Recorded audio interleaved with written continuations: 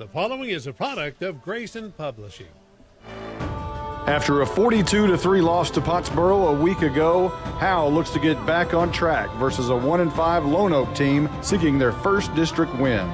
Former Bulldogs head coach Larry McFarland has been elevated to head coach the Buffaloes this week after a tipsy-turvy start with the previous head coach Vince Taylor.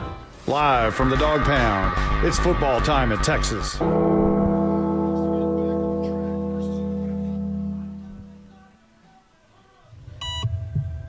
Warning, the following high school football game is not for the faint of heart. Kissing goodbye. It is touchdown time in Texas. It's a Haley's Comet for the first time in his career. Please take all necessary precautions. Williams wide open, 20-10, kissing goodbye. They get a turnover and a bunch of Ersigleskis. How about that, Arturo? Howe Bulldogs football is on HoweEnterprise.com and is brought to you by Sonic of Howe, Scoggins Funeral Home, Attorney Micah Belden, Buck Snort Barbecue, TechWave, and Meacham State Farm, Knight Furniture, Independent Bank, Star Auto Body, Torque Plumbing, Family Attorney Kimberly Killebrew, Juan Enciso Farmers Insurance, GCEC, the Old Man at the Coffee Shop, Summit Media Service, the Howe Athletic Booster Club, Baker AC and Heating, Pitt Exteriors. Haley's throwing the deep ball down the right side. He's got a man. It's caught. Harmon, 45-40. Now get ready because it's football time in Texas on HoweEnterprise.com. Here's the voice of Howe Bulldogs football, Monty Walker.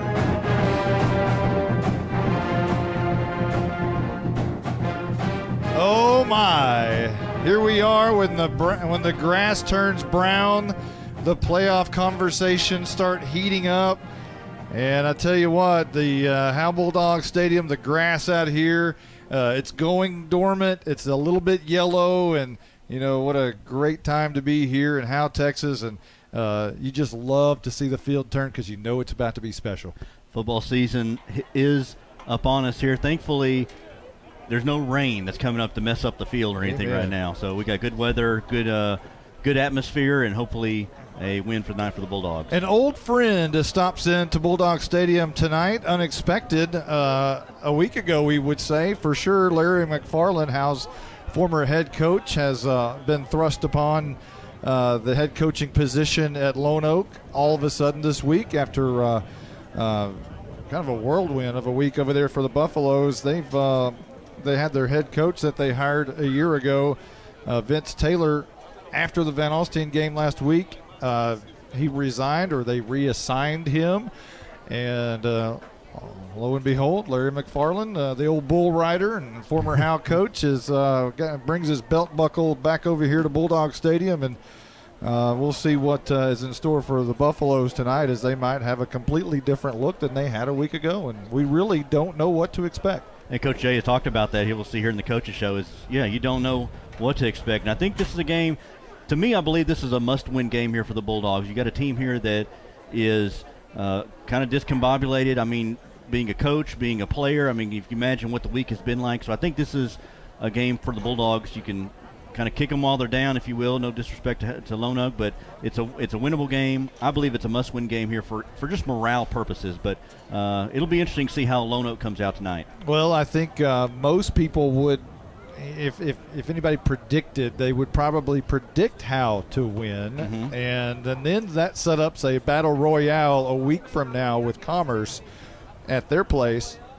And all eyes tonight for Bulldog fans have to, be on this Van Alstyne and Commerce matchup to just see, okay, what are they? And you really don't know what both teams are at this point between Van Alstyne and Commerce. Van Alstyne struggled a little bit with Emory Raines, and then they were able to come back to win that game. Still not sure who's the better team of those two. And then Commerce, we've seen ups and downs from them. It's a test to see, okay, where are they on the field with Van Alstyne and the same. So I'm pretty sure we'll be keeping a close eye on that one tonight as we go along as well, because next week is just as huge. It'll be more huge if the Bulldogs are able to get a win here tonight. Yeah, these next two games, can really put you, determine playoff seeding. But if you can win even the next tonight, next week, and even the Van Alstyne game, you really set yourself up for some pretty good seeding. Well, let's go ahead and give you the hit exterior scoring drive. You're all ready to put points on the ready. board. Let's go. The starting lineups for each team. The Lone Oak Buffaloes up front will start. We think. We really, as we mentioned, Larry McFarland, new head coach. He might have shuffled everything up. Don't know. This is what we think we know. Starting left tackle, Joe McCallum. Left guard, Heath Kelly. The center, Gage Mock. The right guard is Christopher Hubbard Jr. and the right tackle, Zach Eisenberg.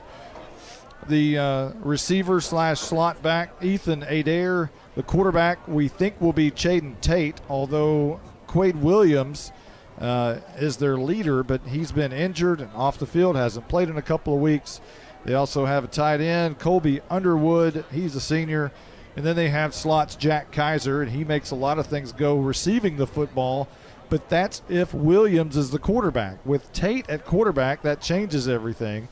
And Kaiser, who has had 18 receptions, 407. Hey, Mean Gene walks in the booth with us here. Former board op with us many years ago at K-Lake. The halfback, Mariano Rincon, and 56 carries, 314 yards. And slot back, Matthew Hitchcock. That is your starting offense for the Lone Oak Buffaloes. They average 17.3 points per game. They've scored 104 on the year, giving up 246. We'll go ahead and give you the starting offense for the Howe Bulldogs. And a couple of people missing, but we'll talk about that. Journeying, left tackle, Jackson Adkins, guard. Colby Lappin, center. J.C. Helpenstell, guard. Brantley Flynn, left tackle. Colby Wyndham, receiver. Jordan Jones, receiver. Arturo Lauder, slot receiver. Carson Daniels, running back. Jalen Thornton, running back. Austin Haley, quarterback. So for the Buffaloes on defense, they'll start Gage Mock up front, Zach Eisenberg, and Colby Underwood. You'll notice here, with Lone Oak about the same size school as Howe, they start a lot both ways, just as Howe does. Now, it's one of the few teams in the district that Howe can match up with size-wise as far as the enrollment. The linebackers for Buffaloes are Jack Kaiser, Matthew Hitchcock, Cole Morris, and Austin Ram, who had a big night running the ball against the Bulldogs a year ago. Cornerbacks, Kason Haynes and Colton Money. The safety, Chaden Tate, who also plays quarterback, and Noel Ramirez will be the strong safety. And let's give you the Howe Bulldogs starting offense, or starting defense, rather. Jackson Adkins, D-end. Journeying, nose guard. Matthew Bearden, D-end. Stephen Waldrop, linebacker. J.C. Helpenstell, inside linebacker. Noah Campbell, linebacker. Caden Harmon, strong safety. Jalen Thornton, corner. Leighton Ovington, safety. Hunter Brusso, cornerback. Arturo Lauder, safety. Boomer. Okay, so we have a couple of changes there position-wise. It's the same starters, but Brusso, not a cornerback. He'll move to the defensive end as the rush edge, which I like that. I think you like that a lot. Yes. Jalen Thornton, the cornerback. Caden Harmon, good to see him back, will be at cornerback. Leighton Elvington will move back to free safety from the linebacker position he played a week ago. So that brings Noah Campbell in at linebacker along with J.C. Helpenstell. Arturo Lauder will come down and play that strong safety position. Stephen Waldrop will move from the linebacker down to a rush edge on the other side. So more of a 50 look from Howe this week, with Waldrop, Dakota Harrington getting the call up from JV in place of Matthew Bearden, who we don't know whether he'll start or not because he's had pink eye and a little bit of the flu. So we'll have to keep our eye on Matthew Bearden tonight. Jerening, the nose guard, and the defensive tackle, Jackson Adkins. And that's your hit exterior starting lineups for both squads. We have a coaches show coming up. We'll do that right now. We'll be right back right after this timeout. Monty, now that we're off the air, let's talk about something important. When's your birthday? That's an interesting question. It's in May. Did you know that Bucksnor Barbecue will give you a free birthday buffet? What? All you got to do is show your proof of age and get a free Bucksnor Barbecue buffet for your birthday. They'll even include the drink. Well, we're going to my parents for my birthday. Well, Bucksnor Barbecue will keep that offer 5 days before or 5 days after your actual birthday. Hey, I'll even go to Van Alstyne for that. Bucksnor Barbecue is located in downtown Van Alstyne. BucksnorBBQ.com. I'm attorney Micah Belden, and I will always be a Bulldog. I'm a proud graduate of Howe High School. The great leadership from our teachers and coaches helped me be able to become one of the few certified criminal law specialists in Texas. While I love the black and white, in trials everything is not always that way. If you've been investigated, arrested, or charged with a crime in North Texas, you need to call me now at 903-744-4252 for a free consultation. I'm board certified by the Texas Board of Legal Specialization, Principal Office, Sherman, Texas. This is more than a bundle. This is way more than a combo deal. It's your sanctuary, your home field. It's where everything happens. This is your home, your car, your memories. And you want to be sure they're protected with home and auto insurance. As your State Farm agent, I get it. That's why I'm here to help life go right. My name is Ed Meacham, and I'm your Howe State Farm agent. Give me a call at 903-892-3923 or on the web at mredinsurance.com. Since 2011, Scoggins Funeral Home and Crematory has walked with hundreds of families through the most overwhelming time of their lives. Their job is simple: to make this season a little easier. What you can expect is a no-pressure, people-first philosophy, custom services for memorials that you'll remember forever, and reasonable pricing. Tommy and Bobby K. Scoggins have built a reputation over the past 30 years in the funeral business for making every family feel at home. Visit ScogginsFuneralHome.com or call 903-482-5225. Welcome to the Howe Bulldogs Coaches Show with Bill Jailing. The Coaches Show is brought to you by Summit Media Service. Now let's join Monty Walker with Bulldogs head coach Bill Jailing. All right, Coach. Pottsboro, great team last week. You had some opportunities to stay in the game. Talk about that a little bit. Yeah, Pottsboro is a very good football team. We knew that going into it. We did have some opportunities early in the game that could have depicted how the outcome of the game could have changed a little bit. But, costly fumble in the beginning and then missed field goal, not scoring when we got in the red zone first or second drive hurt a little bit. But you know what? I tip my hat to Pottsboro. They're a good football team. They're very good. They got a lot of talent on that team. But I thought our kids played well. I mean, I would have liked to have seen some things differently, but overall against the number 4 team in the state, I was pretty happy with what we did. It was funny, one of the chain guys working on the side, those are Pottsboro guys, they even said, that this has been the most physical and hardest game that they've watched all year long for Pottsboro. So that's a compliment to our team and our kids.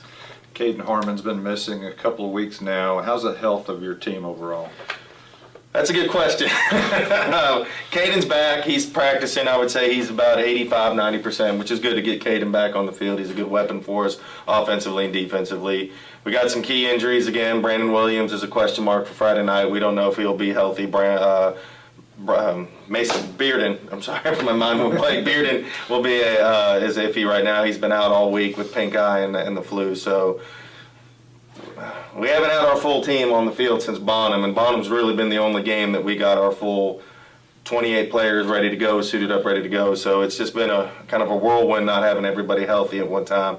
But you know what, like we always say, next man up, next man's ready to go. So hopefully that will play into this Friday night. Our JV is going to be struggling right now. We've had about 13 out with the flu this week. So it's just been tough luck in the locker rooms, considering we're in the locker room right now. We all might want to put some hand sanitizer on when we leave. But you know what, it is what it is, but we just keep battling, keep going forward. What's a typical week look like for you when you start preparing for the next team, and what's your weekly practice schedule? Well, we never start preparing for the next team until after that Friday night game. So as soon as really when the last whistle blows of that last game, or on a Friday night, that's when we start thinking about the next one, that bus ride home. So, Saturdays are usually we watching coaches report in the morning, and we watch the film from the night before, and then we watch it with the kids, send them home, and then we start game planning and preparing Saturday, Sunday. And our typical week for our kids is Monday during the period is film prep. Then installing the game plan. Tuesdays lifting during the period, making any changes to the game plan. Wednesday is our big special teams day, and then fine-tuning the game plan. And then Thursday we lift, and then we do our walk. And then Friday it's game day. But it's usually about a 60 to 70-hour work week for our coaching staff. So I really do tip our hat to our coaches. They do a great job. Well, finally, we're getting some football weather. It's a little cooler out there. It's what people think of when they think about football. Does that change anything for you in your preparation when now it's a little bit colder weather? No, football's football.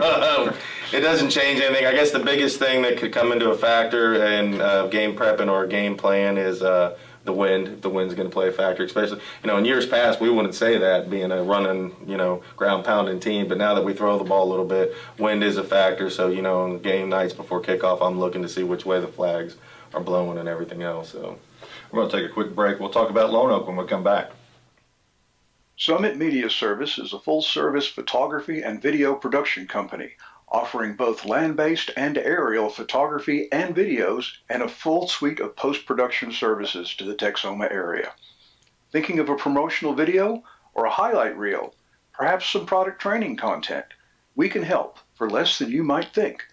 Come check us out on the web at www.summitmediaservice.com.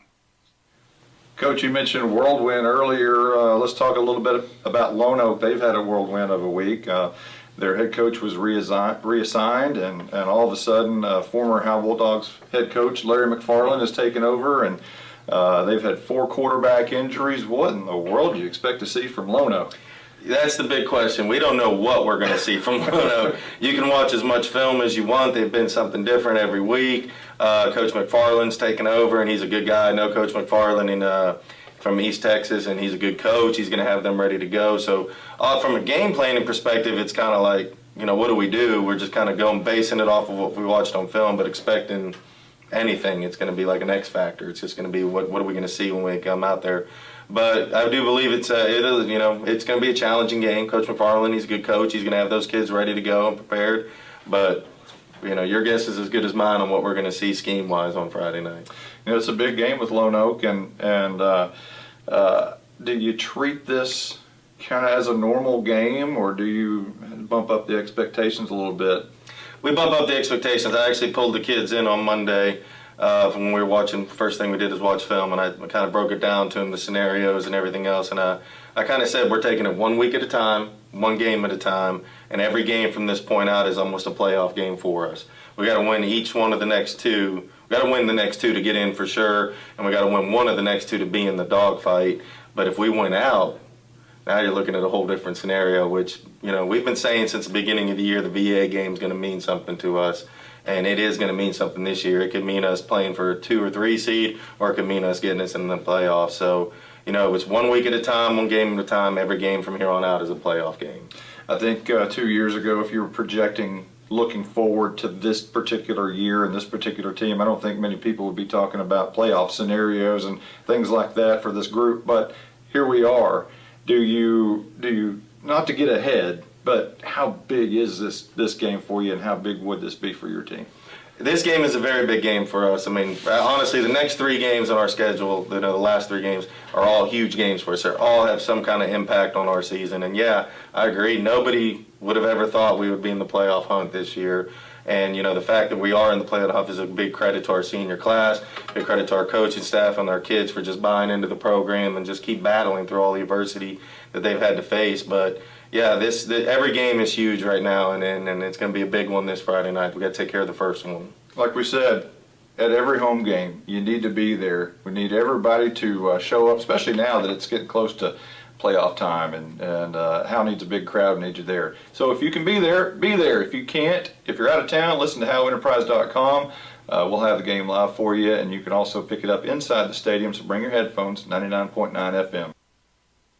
Hello, Bulldog fans. This is Juan Enciso, your local farmers insurance agent here in Howe. We're here to assist you with your insurance needs, including auto, home, life, business needs, and more. We're vested in the community because we are the only insurance agent in Howe. Our office is at 403 West Hanning Street, or we can be reached by calling 972-382-6121. We're also on the web at farmersagent.com/JEnciso. I have the knowledge and experience to help you better understand your insurance coverage options. Call me, Juan Enciso, at 972-382-6121.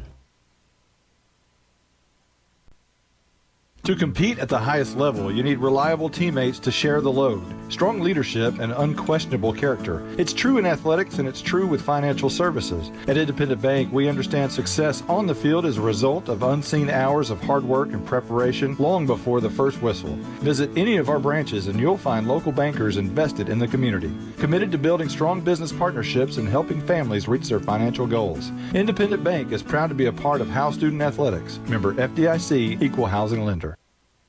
This is Larry Mays. I'm the master plumber and the owner of Torque Plumbing in Howe, Texas. We do commercial and residential plumbing, everything from major construction of new restaurants to service plumbing calls to local citizens. We even service water heaters. We're located here in Howe off of Highway 75 at 102 South Collins Freeway. We're family owned and operated and are vested into the Bulldog community. Give us a call at 903-532-0525. Mention this ad for free service calls.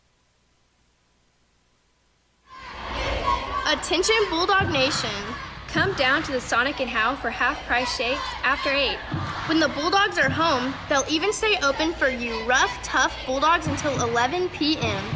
Sonic of Howe is where you get great food and big smiles and a little message for our Howe Bulldogs football players. Go Bulldogs fight, Bulldogs win, win, win. This is how you Sonic. It's not just good, it's Sonic good. Well. Here we are back at Bulldog Stadium, the friendly confines, and as we mentioned earlier, when the grass turns dormant and it starts to turn a little yellow, that means everything starts getting heated up a little bit. And I tell you what, I don't think it's real hot down there, but let's check down with our Night Furniture sideline reporter. We'll welcome her back. Is this going to be... Oh, wait. That was last week. Hang on. I think I got it. Oh, there it is. That sounded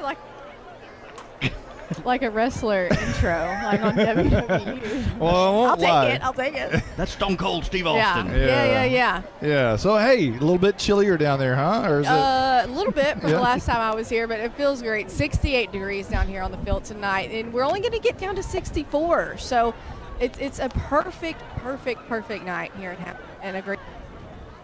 All right, let's give us, thank you, Caroline. Let's give us the officials for tonight's game out of the Dallas chapter. The referee is Joe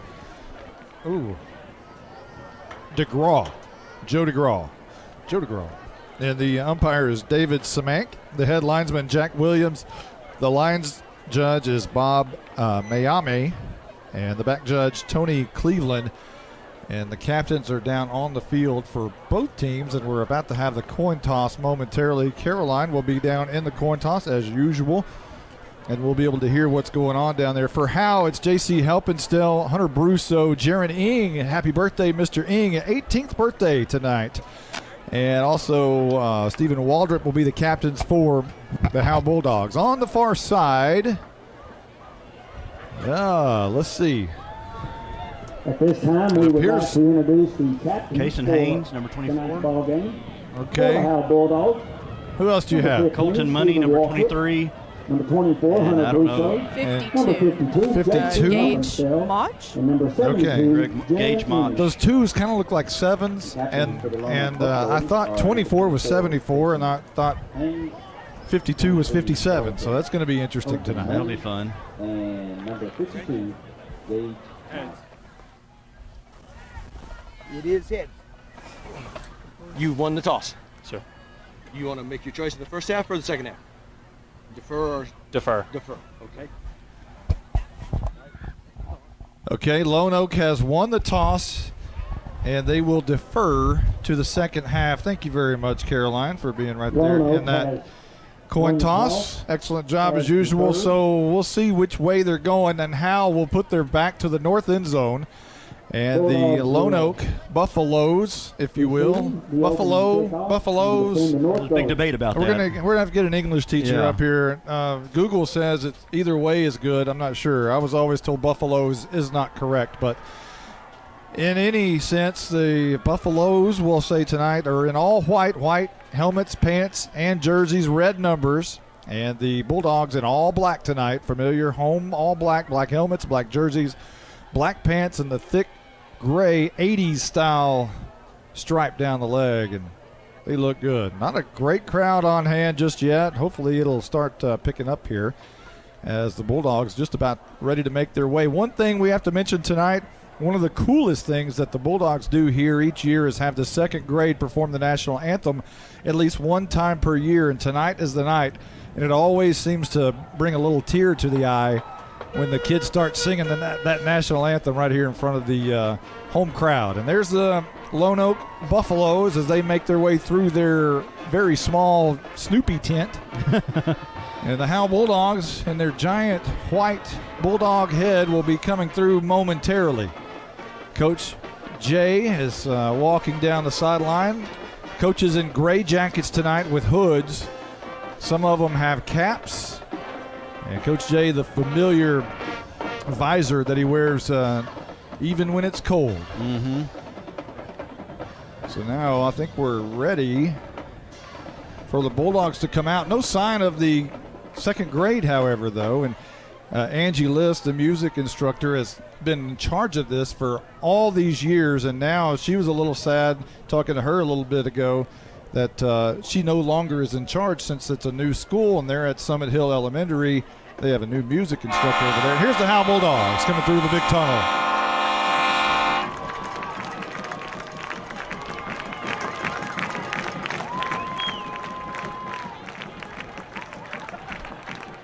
So the Bulldogs making their way, and they'll run all the way down to the other end zone from the north to the south just to stretch their legs a little bit, and it's almost football time in Texas. You know, that little national anthem there by the kiddos. I've only been a part of the Howe program for a few years, but that is a really cool deal they do there with having those kiddos sing the national anthem. That's so, really neat. Yeah, and one thing we got to point out, the student section, I don't think that's for Larry McFarland, but they're all wearing cowboy hats. They're all down there and dressed up as cowboys. And, of course, you know Larry McFarland, the old bull rider, a true cowboy. He's got his big cowboy belt buckle on tonight. And one of the few times you'll see him without the cowboy hat is when he's actually on the football field. So, and he is the head coach for Lone Oak as of this week. And here's the second grade making their way out on the track, and we'll get a chance to listen to them. The second grade class. And you can hear the PA announcer Roger Tidwell as he introduces the second grade class. And there's a lot of kids still making their way on the track. So Father God, I thank you here's the prayer. So much for everybody who's gathered here tonight for both teams. I pray for a safe and thorough game and for everybody to have a safe ride home. Amen.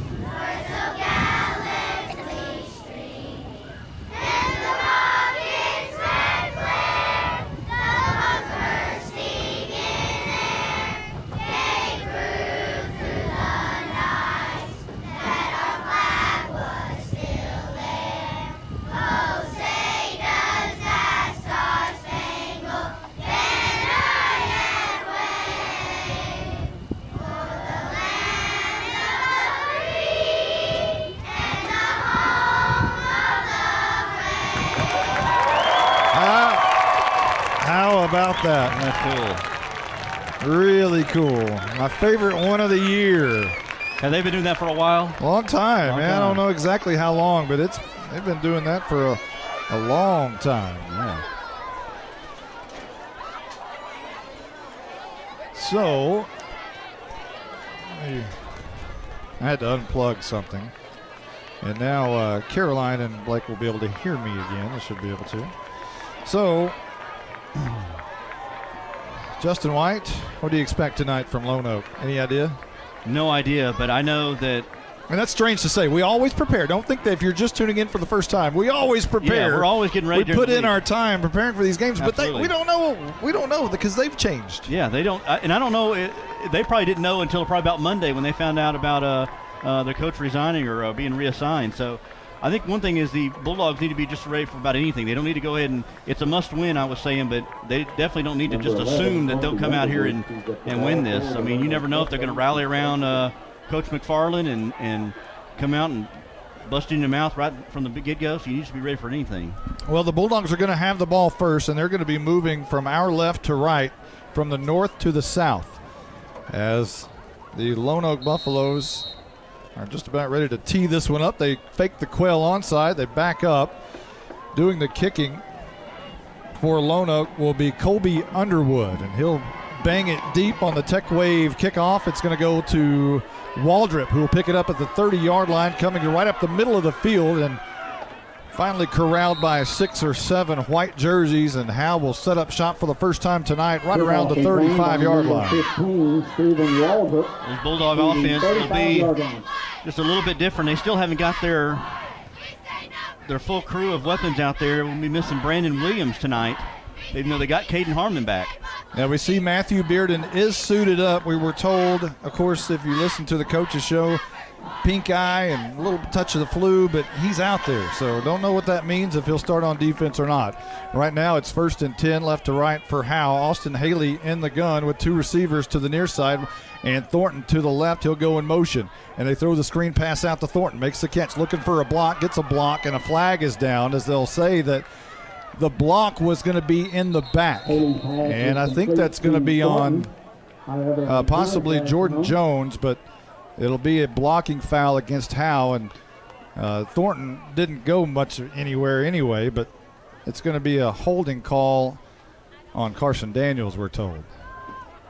Yeah, they do. What they usually do is try to get Jalen Thornton on those little bubble screens on the outside, get him in space, and Daniels out there blocking, but got called for the hold, so they start back behind the chains on the first drive. I don't know if you remember the game a year ago, but it started kind of the same way. The Bulldogs had pretty much had their way with Lone Oak all the way in the first series, and then penalties kept them from scoring, and then it was penalties all night long. Here's another penalty, and a deep ball down left side, and that's going to be intercepted as Haley looked deep down the field, and now it's incomplete as the defender dropped it. But I think this is going to be offsides against Lone Oak, and that's why Haley threw it down deep. He's been doing it all season long. He gets that fake count there, gets the defense to jump, and then tries to go long, tries to hit a big play down there to one of his receivers. And just about every defense on the schedule has fell for it, and Lone Oak was no different. So at least they get 5 yards of that back from after the hold. So we've run 3 plays, but haven't officially ran one yet. It's still first down and 15. Haley wanting it. He's got 2 receivers to either side. It's Jones and Harmon near side, and up the top is Thornton, and I believe that's Wyndon. And this is going to be a screen pass to Thornton, far side, maybe a couple of yards, and maybe at the line of scrimmage. Not much doing there. It's going to be second down and about 15. Well, they went to the right side on the bubble screen. This time they went to the left side. And again, the Buffalo defense swarmed him right as soon as he caught the ball, and I don't know if he even got back to the line of scrimmage there. We'll see what the effects are of not having Brandon Williams in the backfield this week. Carson Daniels getting the start tonight, and he right now, so far, they've been empty back in all 3 plays. It's second down and about 15. Daniels is in the slot near side.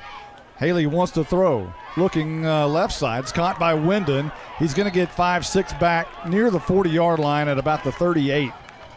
Pass complete. Wyndon on just look like a short comeback, maybe a quick out there. And Wyndon, who coming in averaging 38 yards a catch. We're used to him having these long. He's the big play receiver. Yeah, big play receivers, but a little short intermediate pass there, and brings up about a 3rd and 6 now. They'll spot it at the 39. And there's 10:28 on the clock here in the first, just underway. Haley in the gun with Daniels to his left. Low snap, digs it out. Haley on the run, wanting to throw. He does, and it's going to be incomplete.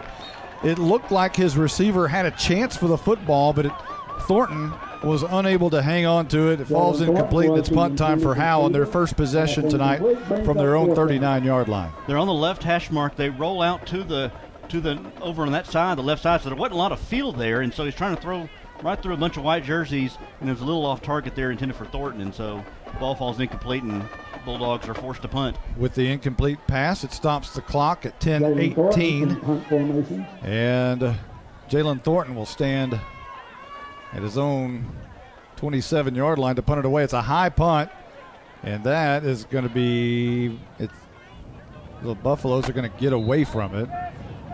And it appears that they're going to set up shop just inside their own 30 at around the 28-yard line for the first time tonight. This is what I worry about, is some kind of a big play halfback pass type situation right here just to kind of get loosen them up. Get the lead early, and I would imagine it would be ground and pound time for Lone Oak tonight, but we don't know what to expect. I'm not sure who's going to even show up at quarterback. Well, right now. Is it Tate? Oh, it's their leading passer. So Quade Williams in at quarterback. That's a big one. It's a big gain for the Buffaloes. So a man in motion, and Williams is going to hand off. No, he's going to keep it around the right edge, and he's pretty quick, and he's going to escape and go out of bounds after about a 5-yard. Well, they'll say he stepped out early, and after about a 2-yard gain. 2nd down and 8 coming up. Run that read option there, and Quade Williams, who had a pretty good game last year against the Bulldogs there in Lone Oak. And if they're running that read option, that's been an Achilles heel for the Bulldogs this season. So you have to really key in on Williams.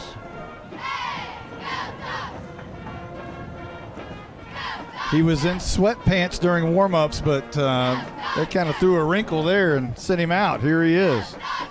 3 receivers to the near side. Williams drops back 3 steps, setting up the screen on the right side. It's going to be caught and trying to spin out of a tackle, but can't. Brought down hard by guess who? J.C. Helpenstill, and it's going to be 3rd and long. Trying to throw a wide receiver screen there to get there to the receiver, and Helpenstill came through, read it all the way. The leading tackler on this team come in there and broke that thing up. Was able to have a selfie before the game with the birthday boy Jaron Ing and Helpenstill. Good moment for an old Bulldog. That was a cool picture. 9:52 on the clock. 3rd down and long coming up for Lone Oak. As Williams will be in the gun. I've yet to see who's in the backfield with him, and I believe that is Rincon, but this is going to be a pitch to near side and trying to find this corner, and does for just a moment, and then hit hard again. Guess who? J.C. Helpenstill brings down Dylan Bell, the ball carrier. Helpenstill once again. And that'll be just short of the 1st down, or will it? It's going to be 4th and very, very short. It looks like the punt team's coming on. We got a timeout. Let's check down with Caroline Slauson, our sideline reporter from Knight Furniture. How's it going down there? Well, it's going great, and it's going to continue to go great if JC keeps doing what he's doing. Yeah, that is pretty impressive. Could you hear the pops down there? You know what? I couldn't, because when the bands are playing, I have both of my headphones on, so I can't hear anything but y'all. Well, the chains are going to be pulled right here as Coach McFarland, big belt buckle and all, is going to have them stretch the chains and see where that ball is. It's 4th and very, very short. Let's see where they pull it. Caroline, you got to look at that. It looks like it's going to be a 1st down. Just barely. I didn't know about that spot, but 1st down. We'll check it. Maybe a generous spot there. So they'll spot it at the 38, so give Bell an 8-yard gain. And we haven't seen a lot of Bell in the stat sheet or anything so far this year. Now, is that Bell or Ram? I know their 7s are looking like 2s out here. And maybe it is Ram. Maybe that's what it is. Right now in the backfield is going to be Rincon along with Williams. And this is going to be a handoff straight up the middle, and that's Rincon for 2 yards to the 40-yard line. Interesting. They came off the sidelines there while they were doing the measurement and came rush to the line there real quick and then ran into Rincon, but Bulldogs stayed home there and able to make them a minimal gain, their 2-yard gain there on the handoff to Rincon. The Buffaloes nearing midfield at their own 40-yard line. 8:41 on the clock and rolling here in the 1st quarter. No score just underway from Howe, Texas. Bulldog Stadium, the oldest active stadium anywhere in North Texas. Only the Cotton Bowl is older. That's not even a high school field. 2nd down and long. Rincon, this is going to be Williams throwing a quick hitter out to the right side. It's incomplete. Harmon was in coverage, intended for the receiver Jack Kaiser. We told you in pregame that he was the leading receiver for the Buffaloes. 18 catches, 476 yards, and 6 touchdowns on the season. But that's before Williams went out, and we were expecting Chaden Tate tonight, and you weren't going to get that from Chaden Tate. And McFarland is an old-school coach. He plays his cards close to his vest. I even asked him last night who his quarterback was going to be, or I asked him if this was going to be the quarterback, and he said yes, and turns out it's not. 3rd down and long.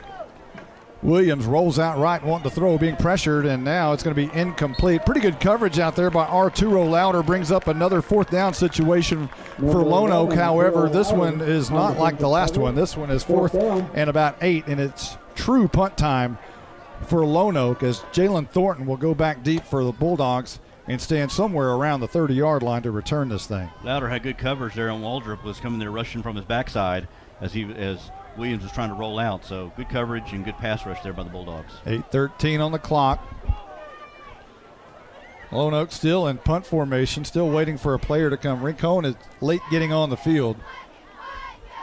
And Underwood going to punt this one away. Stands with his left foot touching the 30-yard line. Takes a running start, low line drive kick. Going to send Thornton back. This one's going to be picked up near the 15-yard line. Left side, looking for a room. Finds a seam for a moment. Puts his foot in the ground near the 50. Look out, foot race 40, 35, 20, and down. Well, I got ahead of myself. He's right at the 29-yard line. A great return by Thornton, who caught a seam and was shot out of a cannon.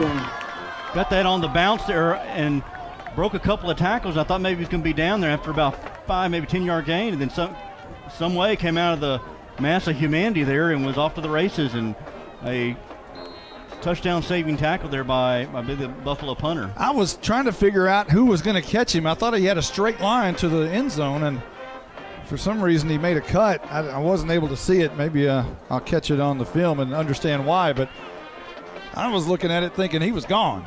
I guess that white jersey in this yellow field maybe kind of just kind of blended in. Yeah. Here's an I formation with Carson Daniels, the fullback, handoff Thornton, straight up the middle, looking for a block, gets a block, and this is a pretty good gain on 1st down. And is still fighting for yardage and still being pushed forward, close to a 1st down. That one was going to be a gain of about 6 yards, but all of a sudden, bam, they're moving the sticks. It's a 10-yard gain. Got a good hole there for Thornton and got there, about a 6-8 gain, and then pushed his way forward there.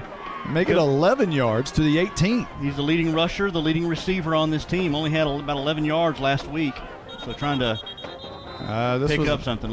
Whistles before this one can get underway. Again, we were trying to talk a moment ago, and this was a uniform malfunction by the Lone Oak Buffaloes. One of the players had his knee pad sticking out of his pants, so they corrected that issue. It's 1st and 10, I formation again with Daniels and Thornton dotting the I. Haley with a flag down, deep down left side, looking for Wyndon in the end zone. It's incomplete, and this is going to be a flag down on Wyndon. Or on the play, not on Wyndon, but on the defender. So we'll see which flag they want to keep, and I'm sure it's going to be the big one. Yeah, you had a man jump off sides, and then you try to go down Wyndon on the free play, and he got interfered with. And that ball was going to be uncatchable. Wyndon wasn't going to be able to get that. It was all over off his left shoulder. He wasn't going to be able to. I don't think you can rule it uncatchable. No. It wasn't uncatchable, but he wasn't going to be able to get to it, though. He was having a problem adjusting to it. So the Bulldogs all of a sudden in great shape. They'll push this one on the penalty way deep down in Lone Oak territory. It'll be a 1st and goal situation near the end zone at about the, what are we going to call that, the 3? 3, maybe 4. I think it'd be 3. 1st down and goal. So 1st down for Howe, and this I formation is seeming to work a little bit. And the Bulldogs line up in it again. 2 receivers to the near side, I formation. Haley under center. And a little exchange, and here's Thornton, and he is in for the touchdown. Touchdown time in Texas, and Howe strikes first blood at Bulldog Stadium. 7:12 left to go in the first. As a little bit of an exchange problem perhaps, but Haley corrected it immediately, handed off to Thornton, and Thornton did the rest. Yeah, just a small hiccup there, but good block, a good lead block there by Carson Daniels behind his left guard, and Thornton able to squeeze his way in there. And the PAT by Flores is going to be good. Howe leads 7-0 early with 7:12 left to go in the first. We'll be right back right after this timeout. If you've ever been in an automobile accident, who do you trust for your needed repairs? Star Auto Body is Texoma's most trusted body shop, serving all of Grayson County and surrounding counties since 1992. Star Auto Body is locally owned and operated, Services include major collision repairs with or without insurance claims, minor cosmetic repairs, parts replacement, and refinishing. Choose Star Auto Body and Alignments in Howe, Texas, 903-532-5365. Star Auto Body of Howe, Texas. This is attorney Kimberly Killebrew. I'm a Howe resident with 27 years experience practicing family law. I service the greater North Texas area, including Grayson, Collin, and Denton counties. Call 214-432-1595 to schedule a consultation to discuss your divorce, child support, custody, or family law needs. Mention this ad and you receive a free 15-minute phone conference. In-person appointments are available in Grayson County or our principal office in Plano, Texas. We're ready for the Tech Wave kickoff. Flores bangs this one. A low line drive kick going to be taken at about the 10-yard line. Coming up the right hash, looking for some room, and quite a bit of room up to the 35-yard line is the Lone Oak returner. And that one appears to be Kaiser on the return. So your Tech Wave kickoff is returned about 25 yards, and your hit exterior scoring drive recap. All of that for 3 plays, and I don't even think it was 3. It might have been actually 2 because of the penalty. Yeah. So I think officially 2 plays, 71 yards on the drive, and it was a 3-yard touchdown by Thornton to push it in for Howe, 7-0 with 7:18 low, and now there's 7:05 on the clock as the Buffaloes start their drive from the 40. And this is a pass out right side caught 10 yards, and a first down for Lone Oak. And they'll move the sticks into Howe territory for the first time tonight. I tell you what, with Quade Williams back there, or in there at quarterback, he is a threat to throw and run, and threw a quick pass over there to the receiver over on that right side, get them a first down. So he's the one that makes this motor go here for the Lone Oak offense. Without question, they're able to do so many more things with him at quarterback, and they'll send 3 receivers out near side. Kaiser, the favorite receiver, is in the middle of the 3 on the near side. And Williams looks that way, now flushed out of the pocket, rolling right on 1st and 10, down deep down the field, and that pass is going to be caught for another first down. That'll move the sticks, and on the reception this time again is Kaiser. As those two love to connect, and now all of a sudden the Buffaloes are down at the Howe 31-yard line.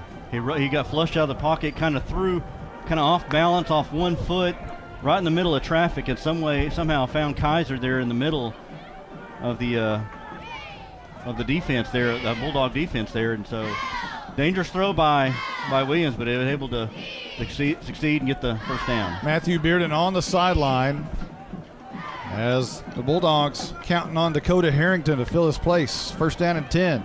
Williams pumps, throws deep ball down the right side, and it's going to be overthrown. Caden Harmon in coverage, as it appears they might have been looking for Underwood on the far side. Number 5, Caden Harmon. I'll be watching Stephen Waldrop from the right side there, and Hunter Brusso from the other side to get those two guys trying to collapse that pocket there on Quade Williams. That was Kaiser again they were looking for. Isn't that right? Yeah, it was Kaiser again. He loves to throw it to Kaiser. Second down and 10. Right to left goes Lone Oak in Howe territory. And this is a handoff and hit right immediately by Waldrop at the line of scrimmage. But I believe it's Rincon who will fall forward for a couple of yards. It'll bring up a 3rd down and 8. Again, they run that read option. They read the defensive ends and decided to hand off to Rincon. And Rincon gets a couple of yards on the play, so bring up 3rd and 8. And you got to think right about here is still 4-down territory for the Buffaloes. Thornton checks into the game for Caden Harmon, who will check out. He'll go into the cornerback slot on the very far side. And again, Jack Kaiser, the favorite target, is on the near side, nearest to the line of scrimmage with 3 receivers this way. And Williams in the gun. He's going to fake the hand. Under pressure, throws across the middle. It's incomplete. Looking for Kaiser again, and Leighton Elvington's got to be careful there. As Kaiser went up for it, it was uncatchable, and then Elvington gave him a big old pop right at the end. And really unnecessary, not needed because it's too close to a flag. Yeah, got away. Especially when it's 4th down now. Exactly, got away with that one there. But threw that right over the hands of Kaiser. But right between Kaiser and Williams was J.C. Helpenstell, who almost was able to, right over the outstretched hands of his. almost able to get a paw up there. So 4th down and about 8, and Lone Oak will go for it here with 2 receivers on each side. Looking for Kaiser, as I believe he's on the right side. Williams drops back 3 steps, 5 steps, flushed out of the pocket, rolling near side. Now under pressure, throws it on the run. It's incomplete as he was hit hard in the backfield by Waldrop. He was hammered down about the 42-yard line. Give Stephen Waldrop all the credit in the world for that play, as Williams had to back up and just heave it with Waldrop right in his face. Give credit to Atkins. Atkins was putting some pressure on to make him roll out, and as soon as he rolled out, Waldrop saw an opportunity there and just came and didn't let up at all, and as soon as Williams got rid of that, he just planted him into the turf. So Howe will take over possession here with 5:03 on the first quarter clock from their own 29-yard line. 71 yards to pay dirt. Hey, that's math. I did math. That's quick math, on the fly like that, right? You're confident with that, huh? Haley with Daniels to his right. How many times are we going to say that over the next 3 years? Haley looking across the middle. Now he's brought down right where he was. He went straight down, so he wasn't flushed out. That's going to be a loss of about 5-6 yards. Back around inside the 25 to the 23-yard line. Loss of 6. They've been bringing a linebacker through there trying to blitz. I believe that's Demaje Moss, I believe, is a linebacker. They try to come through, and he got through the line there and able to bring Haley down. Low snap. Haley digs it out, throws a screen pass near side. Harmon looking for a block. He's got a seam. Looking for another block. Cuts it left side. He's got the left seam and finally going to be slung across the 45-yard line inside Lone Oak territory to the 42-yard line. Welcome back, Fuzz. That jailbreak screen they like to run there, they've been very successful with that this year. Get it to Harmon, who was, Coach Jay says, about 85%. Looked pretty good there on that long run. And into Buffalo territory now. 1st down and 10, left to right, back to the I formation for Howe with 2 receivers near side, Jones and Louder. Lone Oak showing blitz, and now Howe will back off and look to the sideline for the new play. They stay in I formation. Haley under center, and he's going to hand off to Thornton, left tackle. And he rolls forward and cuts on a dime to the 39-yard line. Jalen Thornton, gain of. Like we said, you get all these guys going here. You get Harmon going. You get Jalen Thornton going. Get Jones involved. This offense can be really exciting to watch. After this play, we'll try to check down with our Night Furniture sideline reporter, Caroline. Glad to have her back. Yes. You know, they were playing all this Texas country music here in the pregame. She must have felt right at home after her journey last week. 2nd down and about 7 for Howe as Haley's going to hand off right side. Carson Daniels, his first carry of the night. It's good for 3, 4. Still fighting, pushing towards the 1st down marker as there's a pile of about 20 individuals, and they were going in the Howe direction near the 1st down marker. It'll be 3rd down and 1. The young freshman getting some love there. Moving the pile almost up to the first down mark. 6-yard gain for Daniels. And this will be a handoff to Thornton again. And he's got a lot of room looking for a seam, and he's got it. 10, 5, kiss him goodbye. It is touchdown time in Texas. Jalen Thornton. A big hole opened up on the right side of the line, and Jalen Thornton was able to just run through it like nobody ever touched him. And Jalen Thornton with the 2nd touchdown of the night. Wow, that's going to make Caroline a little bit more happy down there, I'm sure, as we're ready for the PAT. Haley to hold, and Kevin Flores to kick. He's been near perfect all season. The snap is good, the hold is good, the kick is up. It's right down the middle, and it's good. And Howe with a 14-0 lead here early on. We'll take a quick timeout. We'll be right back right after this. At Grayson Cullen Electric Cooperative, GCEC, we have been around for over 80 years and are governed by 7 principles: open and voluntary membership, democratic member control, members' economic participation, autonomy and independence, education, training, and information, cooperation among cooperatives, and concern for community. One of our communities is Howe, Texas, and GCEC is proud to support the Howe Bulldogs. My name is Michelle Walker, Vice President of the Howe Athletic Booster Club. On behalf of the board, we'd like to thank you for your support. Our mission is to support all Howe athletes, girls and boys, middle school and high school. We do this by purchasing new equipment and other items. Without these funds, our athletes would not be where they need to be. It's only $25 to become a member. Hey, this is Coach Jailing. Our motto this year for the Howe Bulldog football team is all in. And all in means our football team, community, parents, everybody. We need everybody to be all in this year. And that includes you guys joining the Athletic Booster Club. All right, we're ready for the Tech Wave kickoff. I want to, again, thank Gene Quan for being up here with us tonight. He's my old board op back in the K-Lake days when we were doing McKinney ISD football. Good to have him up here with us. Here's the Tech Wave kickoff, going to be banged down to the 20-yard line, taking up the near seam from right to left, spinning out of a tackle, and now going from one side to the other, and finally brought down at the 30-yard line on a good tackle by Caden Harmon. Your hit exterior scoring drive recap, 5 plays, 71 yards. Didn't I do the math earlier? 71 yards on the drive. And there's 2:51 on the clock at the end of that drive. It was a 33-yard touchdown by Jalen Thornton. And again, after this play, we're going to keep trying to talk to Caroline Slauson. Tie ball game, Van Alstyne and Commerce early on. About 5 minutes left in the first quarter. We're going to keep our eye on that game. Yes. First down and 10, right to left for Lone Oak in all white. 2 receivers to either side now, a man in motion. And Williams into the game, wants to throw it back. No, it's going to be the trap back to the far side. Rincon has it, a first down run and more. Near midfield and down right there at the 50. So a nice pickup for Lone Oak on first down. And they'll move the sticks. A handoff there. Good pursuit by J.C. Helpenstale as far as a touchdown-saving tackle, because that was for a long run there about the midfield. Caroline, we haven't forgot about you. We're coming down there. I'll tell you what. Well, they're kind of taking their time. We'll give you a full one here in just a second. First down and 10, right to left. As Lone Oak has some big kids on that offensive line. They really do. Left tackle is enormous. And now a pistol-type formation for Lone Oak. Actually, Rincon, I guess, will stand a little bit offset with 2 receivers either side. Williams, handoff. Rincon, no, he keeps it. Flushed down, and he's going to try to heave it down the field, incomplete. That'll bring up second down and 10. Caroline for one of the few times in the game. Guys, I did have a lot of fun last week, but I am so glad to be back. I don't know if y'all noticed, but Jalen gave the old Zeke feed me sign after that touchdown. That's awesome. Love that. And they'll keep feeding him, too, as long as he gets runs like that.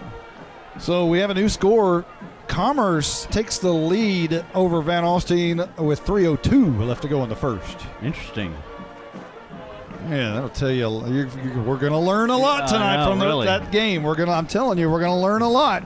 Here's the pistol formation again. Williams, he fakes the hand, flushed out of the pocket near side, flag down, throws it deep down the field. Harmon in coverage, and it's going to be incomplete, looking for Jack Kaiser.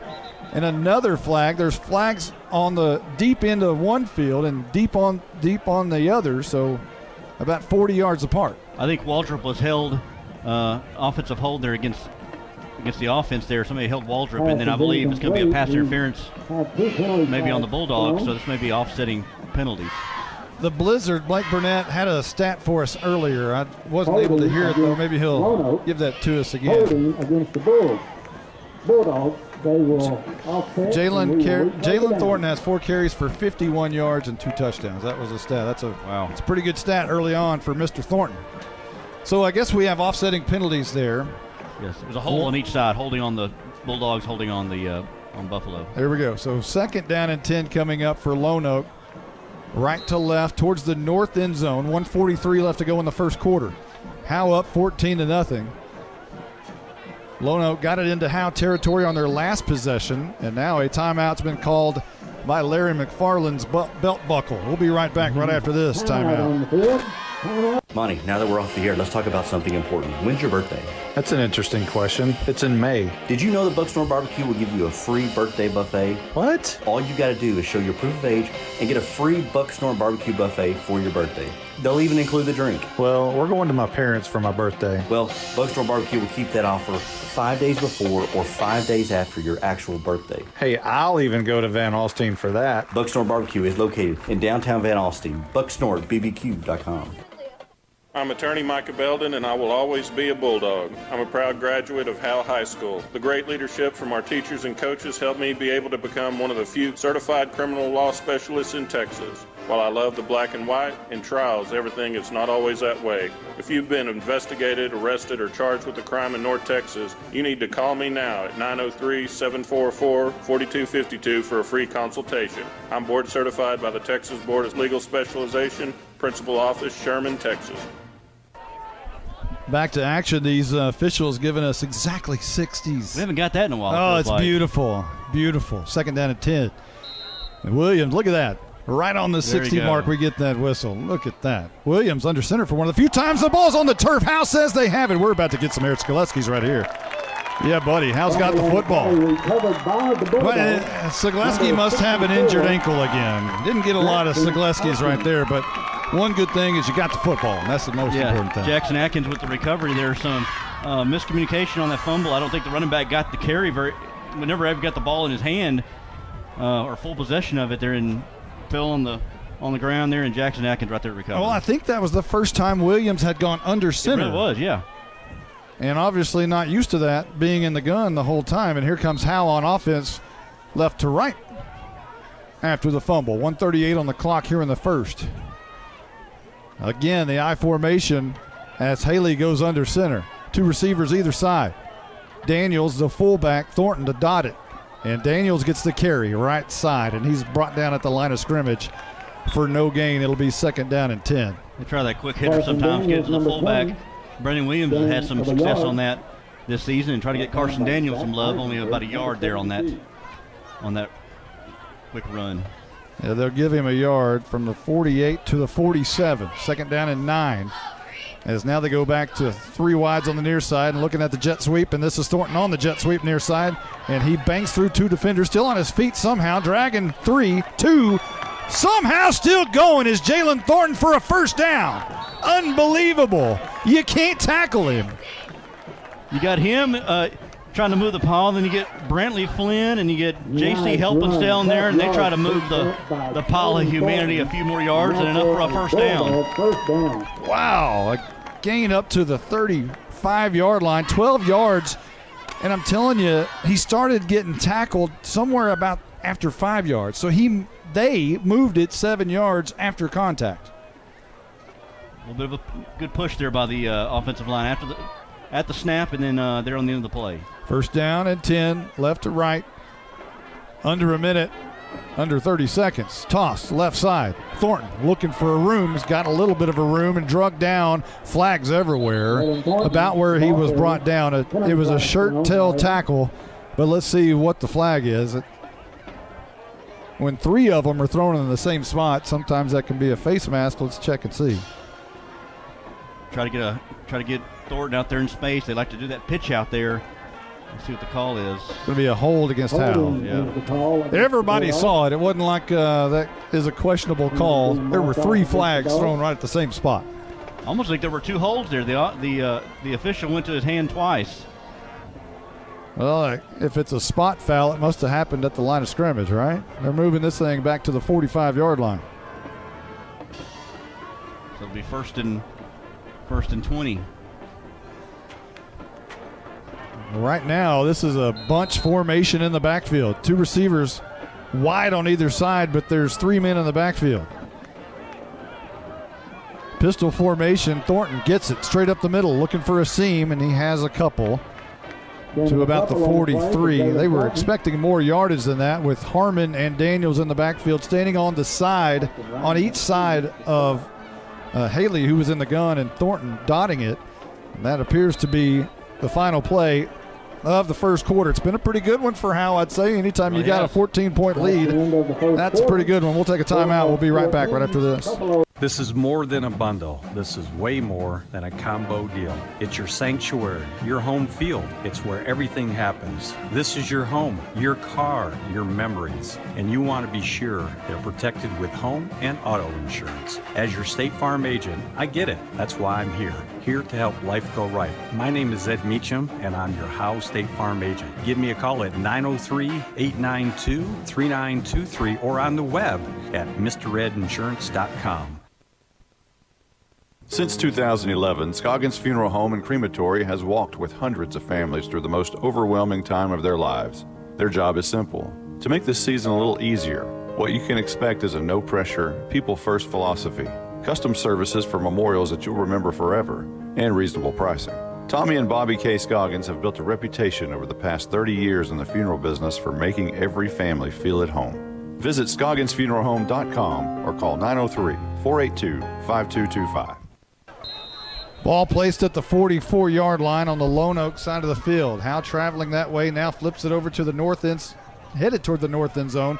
And this is a handoff to Leighton Elvington up the middle, and he gets a carry for the first time this year out of the backfield. And that's good for about 3 yards. As I believe we were talking with Coach Jay after the coach's show, and he said something about Leighton Elvington having a little bit, or he had enough maybe pea and vinegar in him to carry the ball a little bit.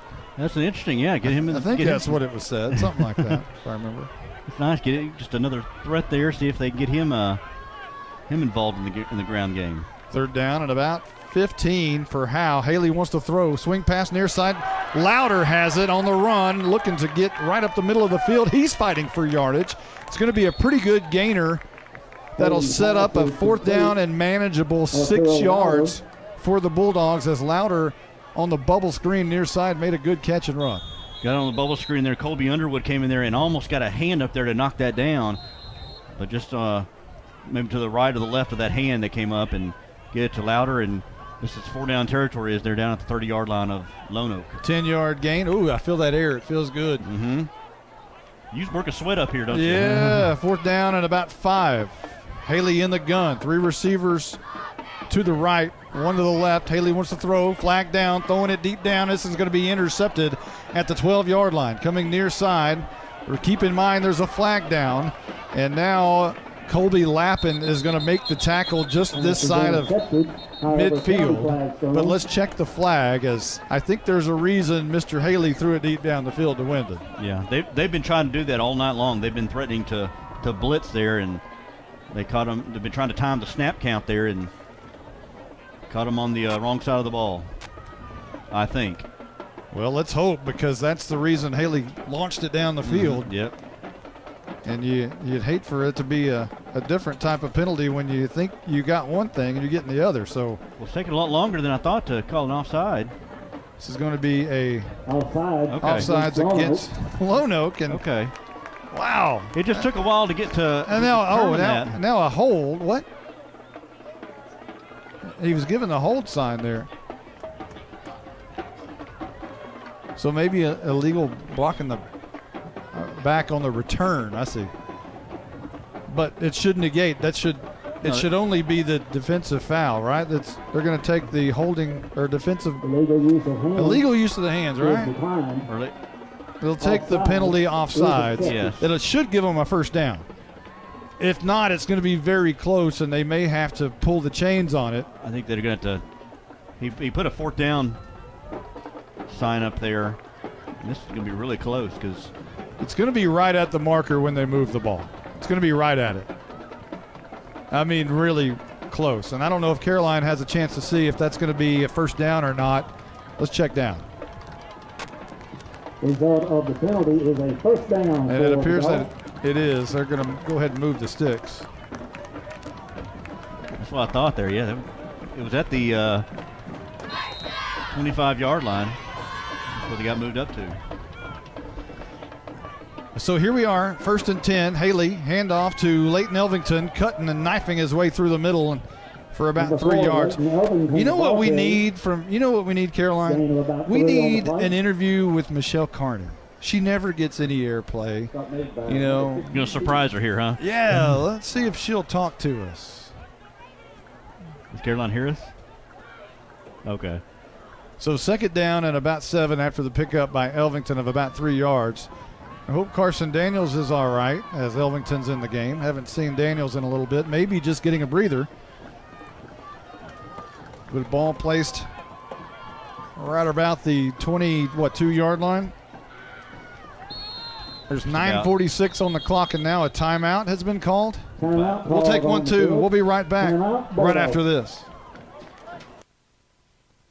Hello, Bulldog fans. This is Juan Enciso, your local farmers insurance agent here in Howe. We're here to assist you with your insurance needs, including auto, home, life, business needs, and more. We're vested in the community because we are the only insurance agent in Howe. Our office is at 403 West Hanning Street, or we can be reached by calling 972-382-6121. We're also on the web at farmersagent.com/JEnciso. I have the knowledge and experience to help you better understand your insurance coverage options. Call me, Juan Enciso, at 972-382-6121. To compete at the highest level, you need reliable teammates to share the load, strong leadership, and unquestionable character. It's true in athletics, and it's true with financial services. At Independent Bank, we understand success on the field is a result of unseen hours of hard work and preparation long before the first whistle. Visit any of our branches, and you'll find local bankers invested in the community, committed to building strong business partnerships and helping families reach their financial goals. Independent Bank is proud to be a part of Howe Student Athletics. Member FDIC, Equal Housing Lender.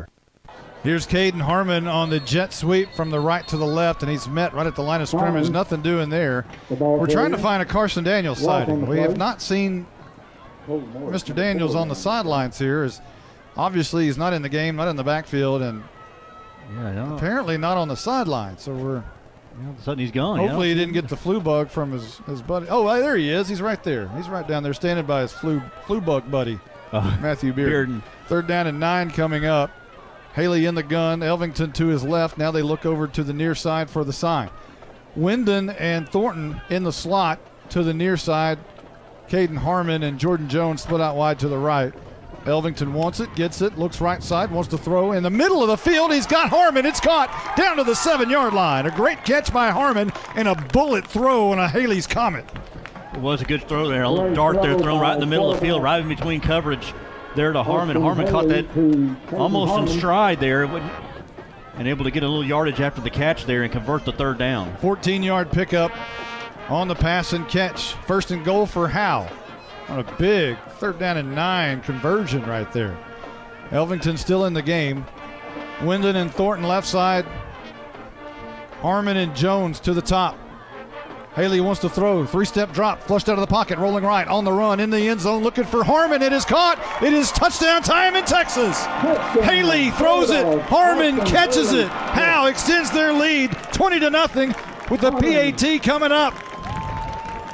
He rolled out to his right there. I thought he was trying to throw that out of bounds or throw that away because he had somebody pursuing him, but throws that up. That was a Haley's Comet. Threw it up there right behind the covers there, and back in the end zone there was Wyndon there to make the touchdown catch. Flores on for the PAT attempt. Haley to hold with his front knee down. That's a good sign to see. Flores, his kick is true, 21-0. Howe with the lead here in quarter number 2 with 8:21 remaining. We'll be right back right after this. This is Larry Mays. I'm the master plumber and the owner of Torque Plumbing in Howe, Texas. We do commercial and residential plumbing, everything from major construction of new restaurants to service plumbing calls to local citizens. We even service water heaters. We're located here in Howe off of Highway 75 at 102 South Collins Freeway. We're family owned and operated and are vested into the Bulldog community. Give us a call at 903-532-0525. Mention this ad for free service calls. Attention Bulldog Nation. Come down to the Sonic and Howe for half-price shakes after 8. When the Bulldogs are home, they'll even stay open for you rough, tough Bulldogs until 11 p.m. Sonic of Howe is where you get great food and big smiles and a little message for our Howe Bulldogs football players. Go Bulldogs fight, Bulldogs win, win, win. This is How You Sonic. It's not just good, it's Sonic good. Your hit exterior scoring drive recap, 8 plays, 48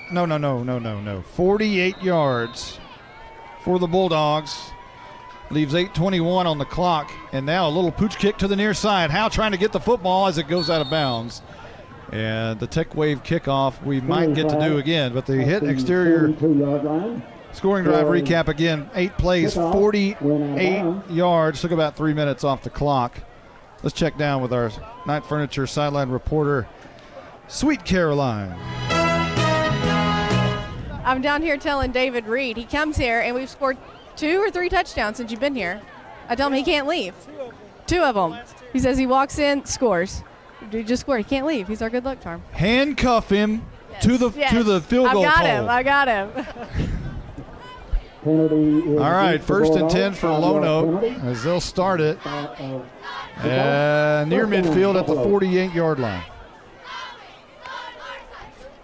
And this is going to be a handoff to Rick Cohn, who's hit hard, knocked down by Waldrop immediately. That didn't take long. Waldrop come down there from that defensive end position and pretty much didn't let up at all as he hit Rick Cohn as soon as he got the ball and dropped it back behind the line of scrimmage. Score, Commerce 21, Van Alstyne 14, beginning of the second quarter. We're going to tell you a lot. We're going to learn. 2nd down and 11, the 1-yard loss. Back to the 47-yard line. Williams in the gun. Handoff Rincon again. Hit hard by Waldrop again. This time he'll surge forward for a yard as Jackson Atkins there was to help finish him off. And don't really understand the sequence of plays right here for Lone Oak as they bring up a 3rd down and 10. Going back to the well on the same exact play after Waldrop got, basically popped him. Yeah, came there. Waldrop came unblocked down there. And at some point, you got to think that Williams is going to keep that and try to run around the end. Or watch out for the big play right here, trying to lull you to sleep. This could be a halfback pass or something crazy like that. 3rd down and 10, near midfield at the 47-yard line. As Lone Oak comes to the line of scrimmage in all white. Red numbers and the red stripe across the middle of the helmet and the red logo on their helmet. And now whistles before we get underway. And it's been a timeout. We'll take 1, 2. We'll be right back right after this. If you've ever been in an automobile accident, who do you trust for your needed repairs? Star Auto Body is Texoma's most trusted body shop, serving all of Grayson County and surrounding counties since 1992. Star Auto Body is locally owned and operated. Services include major collision repairs with or without insurance claims, minor cosmetic repairs, parts replacement, and refinishing. Choose Star Auto Body and Alignments in Howe, Texas, 903-532-5365. Star Auto Body of Howe, Texas. This is attorney Kimberly Killebrew. I'm a Howe resident with 27 years experience practicing family law. I service the greater North Texas area, including Grayson, Collin, and Denton counties. Call 214-432-1595 to schedule a consultation to discuss your divorce, child support, custody, or family law needs. Mention this ad and you receive a free 15-minute phone conference. In-person appointments are available in Grayson County or our principal office in Plano, Texas. 3rd down and 10 coming up for Lone Oak as, yes, every game, the train. There you go. Low snap, Williams digs it out, looks left side, deep down the field, and it's going to be almost intercepted. The receiver fell down. Jones was there, almost made the interception, and there's a flag down, and now we probably know why the receiver was down. Yeah, I think that's going to be pass interference there on Jones. Thought maybe that would have been uncatchable, but, of course, it may have been uncatchable because Kaiser hit the ground. Hey, good news for the band. Every Friday night so far this season, the train has gone by during the band performance. So a little bit early tonight. Oh, yeah, good, yeah. People at home and people in the stands can hear it. So this is going to move the ball inside Howe territory, inside the 40 to the 38-yard line. And a 1st down. Williams in the gun, and he will drop back 3 steps under pressure by Waldrop. Gets it out to Rincon on the screen pass, but J.C. Helpenstell is right there. Wonderfully played, and no gain. 2nd down and 10 coming up. Beautiful. You think at some point they try to block Waldrop over the left side, unless Waldrop's just beating his guy off the block there, off the snap. Because Williams had to get rid of that pretty quickly. Yeah. And Waldrop is just too fast for the offensive line. Now, he's a big kid. The offensive lineman over there for Lone Oak is 77 Heath Kelly. Yeah, it's Heath Kelly, and Waldrop is just running right past him. And what an outstanding play. The unheralded part of that play was Helpenstiel from his linebacker position coming over and taking the back out of the backfield on the screen pass. Timeout's been called again. We'll take 1-2. We'll be right back right after this. At Grayson Cullen Electric Cooperative, GCEC, we have been around for over 80 years and are governed by 7 principles: open and voluntary membership, democratic member control, members' economic participation, autonomy and independence, education, training, and information, cooperation among cooperatives, and concern for community. One of our communities is Howe, Texas, and GCEC is proud to support the Howe Bulldogs. My name is Michelle Walker, Vice President of the Howe Athletic Booster Club. On behalf of the board, we'd like to thank you for your support. Our mission is to support all Howe athletes, girls and boys, middle school and high school. We do this by purchasing new equipment and other items. Without these funds, our athletes would not be where they need to be. It's only $25 to become a member. Hey, this is Coach Jailing. Our motto this year for the Howe Bulldog football team is all in. And all in means our football team, community, parents, everybody. We need everybody to be all in this year. And that includes you guys joining the Athletic Booster Club. What? Let's see what the Bull Riders got up his sleeve right here on 2nd down and 10. Williams in the gun, and he's going to fake the hand to Rincon, throw it over across the middle. It's intercepted by Arturo Louder. And thankfully for Lone Oak, the receiver Adair was right there to make the tackle, or Arturo Louder was going to the house. Yeah, tipped off the fingers. I believe that was number 20, Shaden Tate. I think it was intended for. I'm not sure, but off the fingers of the receivers. And yeah, Louder able to just kind of look what I found here. They got a blocker over there on Waldrop to kind of slow his pass rush down, but Williams maybe just a little bit off target there, and probably should have been caught and hit him right there in the hands. But a turnover here by the Bulldogs. A moment ago, we had a score of 21-21 from Van Alstyne and Commerce, and they are scoring as fast as we can keep up with it. 1st and 10 right here at Howe Bulldog Stadium.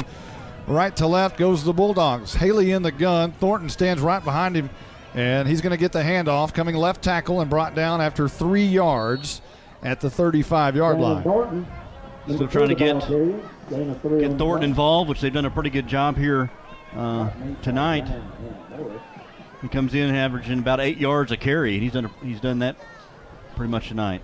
So now we have a new score, 29-21, Van Alstyne in the lead. Oh, boy. Holy cow. Shootout. Check your defense at the door. 2nd down and 7 here in Howe.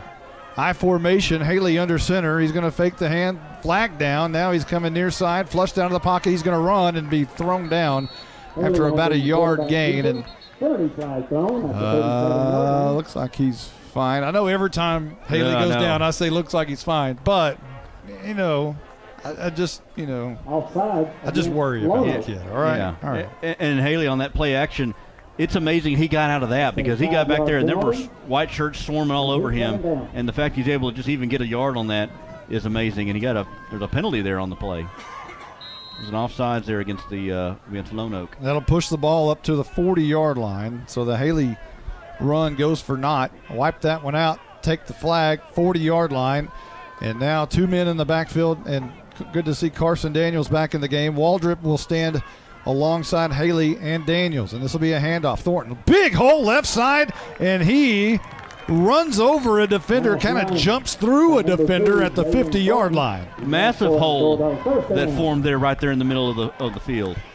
Boy, right over the left guard. And they're going fast here. Quick high snap. This is going to be a handoff again. Thornton runs into the back of J.C. Helpenstiel, but bounces it out to the left.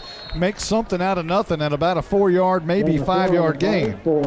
He got that, got shot of a cannon right into the backside of Helpenstiel, pinballed off him, and able to break it to the outside for about a 4-yard gain. 2nd down and 6 coming up as Howe penetrates Lone Oak territory. At the 46-yard line, 4:33 and rolling here in the 2nd quarter. Daniels and Waldrop in the backfield alongside Haley, and now Waldrop motions out of the backfield. This will be a handoff right side. Thornton, he's getting a heavy workload tonight, jumps over a defender on his way to a 1st down. He's Superman. A stretch play to the outside there from the 42-yard line. He jumped 2 yards across the 40-yard line for a first down. I give him an 8. Wow. He jumped off 1 foot there and jumped 2-3 yards. Great athleticism by Thornton. 1st and 10, handoff. Thornton again, left tackle, looking for that big hole. It was open a moment, and now he's going to be slung down hard, and about 4 white jerseys corral him and sling him down, and Thornton still wanting to push it forward. As soon as he gets hit, he tries to push forward for extra yards. The only thing about that is you got to hold on that ball and hope that nobody tries to strip that away from you. They'll spot it at the 34-yard line. I think Thornton's tired, too. Well, he's got to be close to out of gas here. He's kind of like slow it down just a little bit here. Same formation with Waldrop and Daniels on each side of Haley, and now they look over to the side. Thornton is very deep in I formation. I mean, he's 9 yards deep off the line, 10 yards deep off the line of scrimmage. He is. Lone Oak showing blitz. Haley, he's going to keep it. He's under pressure. He's going to be brought down. No, he throws it out of bounds somehow. They had him in the grasp. He was smart enough to get the ball out and threw it out of bounds. A brilliant play by the 14-year-old. Well, they took him down. They wrapped him up around the waist and didn't bring him down immediately, kind of swung him around and gave him an opportunity to cock back and throw it out of bounds. Great awareness. My goodness. If he was a Madden player, his awareness would be 99. It really would be. Man. Awareness and escapability. 3rd down and 4. Another deep set for Thornton here. Motion out is Daniels. Handoff left side. Thornton in trouble, and he's hit right at the line of scrimmage. Not much doing there. It's going to be 4th down and somewhere right about 5 yards to pick up the first as we're at the 3-minute mark, and it's rolling. And this is a pretty big decision for the Bulldogs at this point in the game. 34-yard line apparently is where the ball is going to be spotted with 5 yards necessary. Do you pin them back? Do you try to punt and corner it, or do you just try to go for it right here? I think you try to go for it here. I think Blackjack Jayling tries to go ahead and go for it. Boy, you reached way down in the cooler and pulled that one out. 4th and 5. Howe's going for it. And Waldrop to the left of Haley. Daniels to the right. Thornton stands right behind him. Bad snap. Haley picks it up, gives it to Thornton, and that one was in trouble from the get-go. The snap caused that one. Yep. Haley had to go down and get it. He did a marvelous job just to even hand it off to Thornton, but the timing was disrupted, and Thornton was hit immediately, and the ball goes over on downs. It was a very low snap there, and Haley did what he could to get it. As soon as he was able to hand it off, their Buffaloes came flying through there and able to bring Thornton down. So the 4th down attempt does not pay off. Here's why that was so necessary to convert. Because here, Lone Oak with 2 minutes and 17 seconds left to go in the half, if they score here, they deferred for the second half, which means they get the ball back to start the second half. If they're able to put 2 scores back-to-back, that's big trouble for Howe. It's not huge trouble, but it's very dangerous. You kind of make this a ball game here, so it's kind of a 2-for-1, kind of like basketball, with the shot clock and everything. Trying to get one here at the end and then get one there at the beginning of the 3rd quarter. From the 37-yard lines, Williams under pressure, and he's going to be brought down behind the line of scrimmage. J.C. Helpenstell gets him, but I'm telling you, Waldrop was about to destroy him from the backside. Waldrop was coming there, and I wonder if Williams even knew he was there. But Helpenstell come through there like just a heat-sinking missile there and able to knock Williams down for no gain, really. Wow, that one, you can see that coming. You could see Waldrop about to just level him. And if he had about 10 more yards on the near side, he might have caught him. And I'm telling you, that one was going to look ugly. 2nd down and 10 coming up for Lone Oak. Timeout on the field. And there's a timeout. We'll see if the belt buckle called that one. Or another substitution, maybe?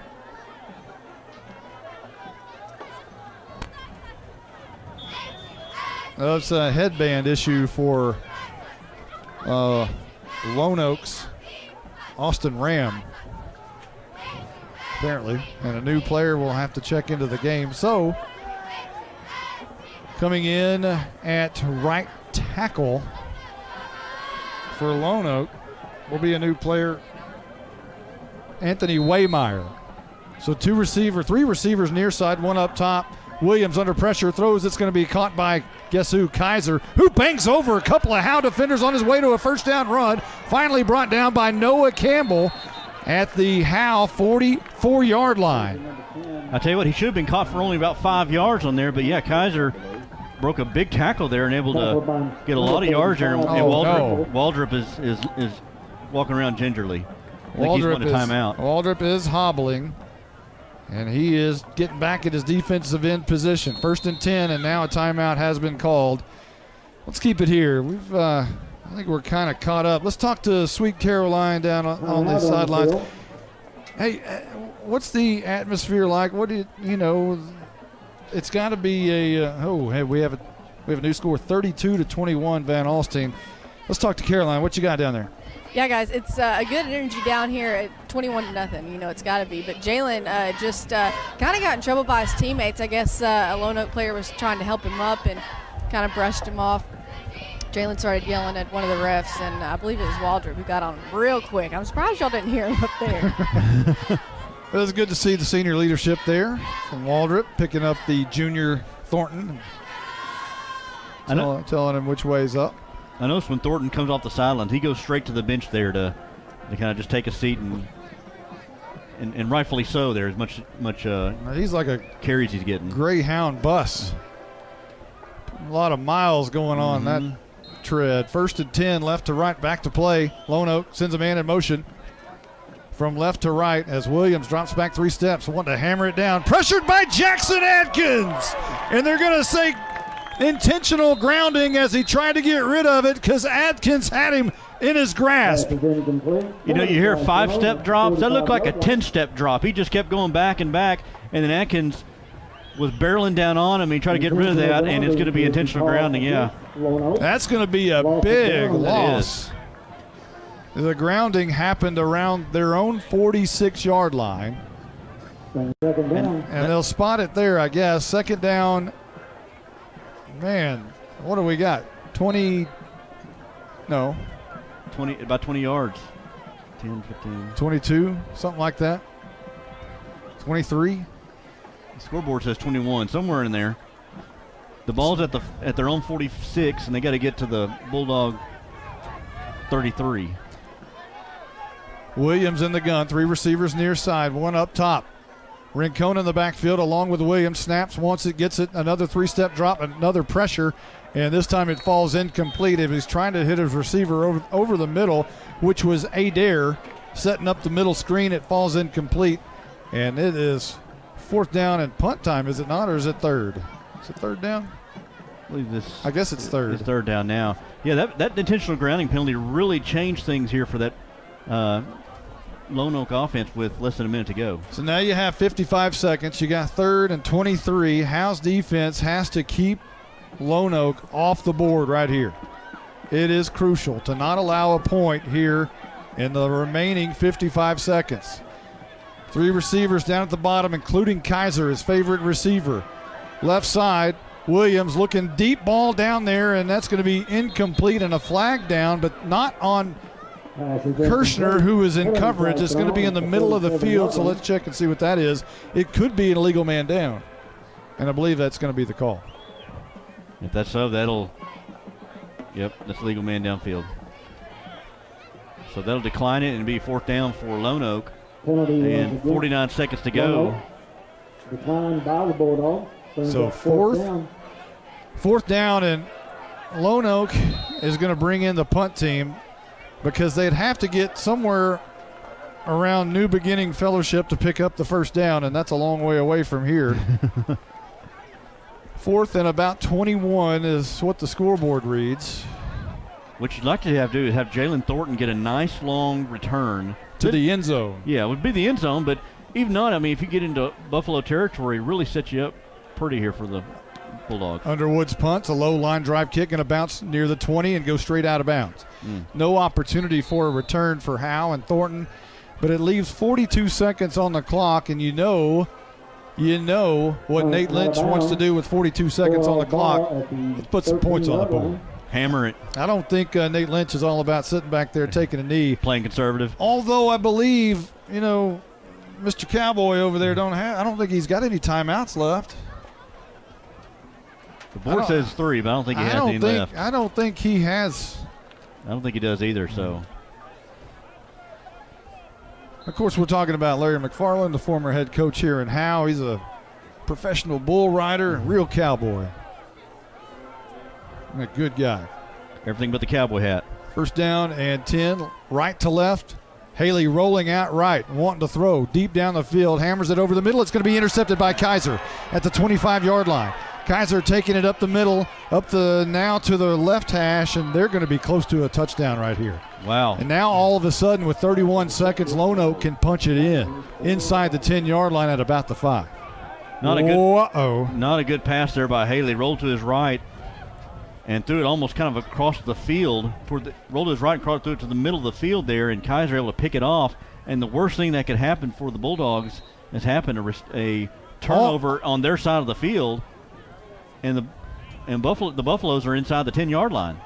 And a ball placed at the 6. It wasn't the worst thing that could happen, but almost the worst thing. The worst thing is they score. Ball's at the 6 as Williams will go under center for the second time tonight. He's going to roll out, wanting to throw under pressure from the backside, and he's going to be slung down at about the 3-yard line. And the clock is still rolling at 21 seconds, and now a late flag comes in, and this one, Jaron Ing, the birthday boy, is pointing towards Lone Oak, saying it's against them, and that would be huge for Howe if that's a big 15-yard penalty against Lone Oak. It really would be for an offense that's had trouble moving the ball, moving them back, and with 20 seconds to go, and we think no timeouts, that would really put them behind the 8 ball. Lone Oak, that is. The officials talking about it. Now they're going to, I believe they're going to walk this one back a little bit. So it's going to be holding call. Our spotter, Carson Grogan, said. Carson did a great job last week on the sidelines. Did a good job. And nice debut there from Stone Cold Carson Grogan. Penalty is against Lone Oak. Yeah, what was that? There you go.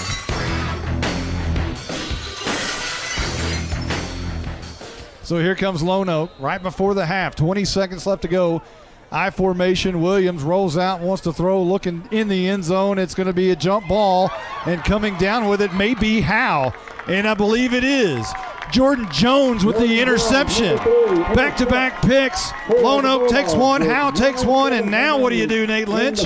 You still got 9 seconds left to go on the clock before the half. Are you going to throw it again or just take a knee this time? Probably an ill-advised throw by Quade Williams through the back of the end zone, and I could see it from up here. He threw it into double coverage, threw it kind of short, and Jordan Jones able to come up there and nab it out of the air, and they get their 3rd turnover of the night for this Bulldog defense. Jones went up. It was basically a jump ball. It really was. And Jones could jump a little bit higher.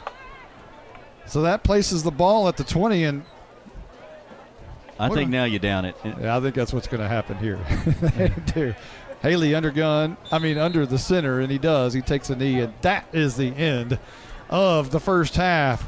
We'll come back here in just a moment. We'll wrap up the first half, recap it, and it'll be the halftime show brought to you by Baker AC and Heating and the Old Men and the Coffee Shop. Monty, now that we're off the air, let's talk about something important. When's your birthday? That's an interesting question. It's in May. Did you know that Bucksnor Barbecue will give you a free birthday buffet? What? All you got to do is show your proof of age and get a free Bucksnor Barbecue buffet for your birthday. They'll even include the drink. Well, we're going to my parents for my birthday. Well, Bucksnor Barbecue will keep that offer 5 days before or 5 days after your actual birthday. Hey, I'll even go to Van Alstyne for that. Bucksnor Barbecue is located in downtown Van Alstyne. BucksnorBBQ.com. I'm attorney Micah Belden, and I will always be a Bulldog. I'm a proud graduate of Howe High School. The great leadership from our teachers and coaches helped me be able to become one of the few certified criminal law specialists in Texas. While I love the black and white, in trials, everything is not always that way. If you've been investigated, arrested, or charged with a crime in North Texas, you need to call me now at 903-744-4252 for a free consultation. I'm board certified by the Texas Board of Legal Specialization, Principal Office, Sherman, Texas. Since 2011, Scoggins Funeral Home and Crematory has walked with hundreds of families through the most overwhelming time of their lives. Their job is simple: to make this season a little easier. What you can expect is a no-pressure, people-first philosophy, custom services for memorials that you'll remember forever, and reasonable pricing. Tommy and Bobby K. Scoggins have built a reputation over the past 30 years in the funeral business for making every family feel at home. Visit scogginsfuneralhome.com or call 903-482-5225. Hello, Bulldog fans. This is Juan Enciso, your local farmers insurance agent here in Howe. We're here to assist you with your insurance needs, including auto, home, life, business needs, and more. We're vested in the community because we are the only insurance agent in Howe. Our office is at 403 West Hanning Street, or we can be reached by calling 972-382-6121. We're also on the web at farmersagent.com/JEnciso. I have the knowledge and experience to help you better understand your insurance coverage options. Call me, Juan Enciso, at 972-382-6121. Welcome to the Old Men at the Coffee Shop Halftime Show, sponsored by Baker AC and Heating. Now here's Caroline Slauson, Justin White, and Blake Burnett. Hey, guys. Justin. Welcome back. Man, it's so good to be back. And it's a winning. Yeah. Bulldogs are winning too. I mean, I don't want to say it, but I think I might be the good luck one. Just kidding. Oh, are you gonna say something? You know, me and Monty I was joking with Monty last week. Hey, can you hear me? We hear you now. Yeah. Okay. Hey, I got one question. Did you handcuff David Reed? No, listen, he snuck out, man. Oh. He snuck out because he was like, okay, I'll stay. If I don't make this show tonight, I'm going to blame it on you. And I was like, I'll call in. I don't care. And I turned around. He's gone. All right. I was going to pin this thing on you. No. I may pin this thing on you if it doesn't turn out. No. All right. Resume. Okay, resume. Well, I was telling Monty last week, I said that we were sure that you probably during the Jason Aldean concert probably went to the restroom or the main concourse and tuned into us instead of listening to Jason Aldean. Listen. Monty Walker and Justin White or Jason Aldean. I mean, that's a... In all honesty, I did not tune in. However, in between every song, I was checking my app. So that is true. I got to move this. I'm so sorry. So what do you got to say about this first half, I'm sorry. I thought the Bulldogs looked good there. I think you had that little hiccup there at the end with the interception by Haley, but I think they've offensively they looked well. I think the defense has done a great job too. J.C. Helpenstell is playing with his hair on fire there. He's making a lot of good tackles. Jalen Thornton's doing what he usually does. We'll see here in a little bit from the Blizzard on what his stats are, but he's already got a couple of touchdowns. Wyndon's got, I believe this is his 4th touchdown of the season, if I'm not mistaken. Colby Wyndon with his 4th touchdown of the season there in that first half. But I think they look good here, 21-0. Both sides of the ball are playing pretty well. And as far as I think just keep doing the same thing they didn't do. I know it sounds very cliche, but I think getting the ball to Thornton there. I like to see a little bit of Caden Harmon. Caden Harmon had a long run, the long run there. And they've been able to capitalize on the turnovers. They had the fumble in the first quarter there, and Atkins able to recover, and I believe they scored on that next drive there. They had a 3rd down conversion. He got down to Harmon on the slant play, and a few plays later, that's when they had the long pass to Wyndon. Louder's got an interception. They forced 3 turnovers here in that first half, and so the defense has played really well. This defense has played really well at times this season. I was really worried there when they came in. They're running that read option there with the quarterback, and Bulldogs have had trouble with that. But the thing is, they haven't seen the quarterback, Quade Williams. They haven't seen him get involved very much. He's just been throwing the ball more. Right. If they had him running the ball, I think that may cause the Bulldogs problems. Well, just like you had mentioned, the only thing I have written down here as far as offense mistakes go is just that one interception here at the very end of the half by Austin Haley. And this is something that I don't know if it was like this last week, but the week before when we were here, we kept talking about Jalen and how just every play he was so tired. I mean, he would lay there on the field for a few seconds even before he got up. That's not happening today. No, he was. I told Monty during the first half. He's even jumping over people in this game. Yeah, he leaped over somebody about 3 yards. When he comes to the sidelines, there he comes and sits there on the bench. He's like the only one that comes and sits on the bench. Yeah, Take some. When Williams rest. is in, he does it with him. But and that's every game. But those past few games before last week, and like I said, I don't know if it was like that last week, but that's something I'm noticing that Jalen doesn't seem as tired as he has been in passed. Yeah, so. you're right though. And we may see it in the second half when he gets hit. He stands there, he lays there for about 3 seconds, and I wonder if he's injured or dead or what. Yeah, and he'll finally get up. He's done. Yeah, and then just keep running like nothing ever happened. Well, and even he looks like he looks like he's limping a little bit. Oh yeah. And then he gets the ball and just goes like flying. no problem at all. 21 minutes and 37 seconds left here in the half. We've got the Lone Oak Band playing right now. 21-0 is a score. Howe on top of Lone Oak here in the half. We'll be back with scores around the area and some stats on this first half on Howe Enterprise. Welcome to the old... Monty, now that we're off the air, let's talk about something important. When's your birthday? That's an interesting question. It's in May. Did you know that Bucksnor Barbecue will give you a free birthday buffet? What? All you got to do is show your proof of age and get a free Bucksnor Barbecue buffet for your birthday. They'll even include the drink. Well, we're going to my parents for my birthday. Well, Bucksnor Barbecue will keep that offer 5 days before or 5 days after your actual birthday. Hey, I'll even go to Van Alstyne for that. Bucksnor Barbecue is located in downtown Van Alstyne. BucksnorBBQ.com. I'm attorney Micah Belden, and I will always be a Bulldog. I'm a proud graduate of Howe High School. The great leadership from our teachers and coaches helped me be able to become one of the few certified criminal law specialists in Texas. While I love the black and white, in trials, everything is not always that way. If you've been investigated, arrested, or charged with a crime in North Texas, you need to call me now at 903-744-4252 for a free consultation. I'm board certified by the Texas Board of Legal Specialization, Principal Office, Sherman, Texas. This is Larry Mays. I'm the master plumber and the owner of Torque Plumbing in Howe, Texas. We do commercial and residential plumbing, everything from major construction of new restaurants to service plumbing calls to local citizens. We even service water heaters. We're located here in Howe off of Highway 75 at 102 South Collins Freeway. We're family owned and operated and are vested into the Bulldog community. Give us a call at 903-532-0525. Mention this ad for free service calls. Attention Bulldog Nation. Come down to the Sonic and Howe for half-price shakes after 8. When the Bulldogs are home, they'll even stay open for you rough, tough Bulldogs until 11 p.m. Sonic of Howe is where you get great food and big smiles and a little message for our Howe Bulldogs football players. Go Bulldogs fight, Bulldogs win, win, win. This is how you Sonic. It's not just good, it's Sonic good. I here call this meeting to order for the old men in the coffee shop.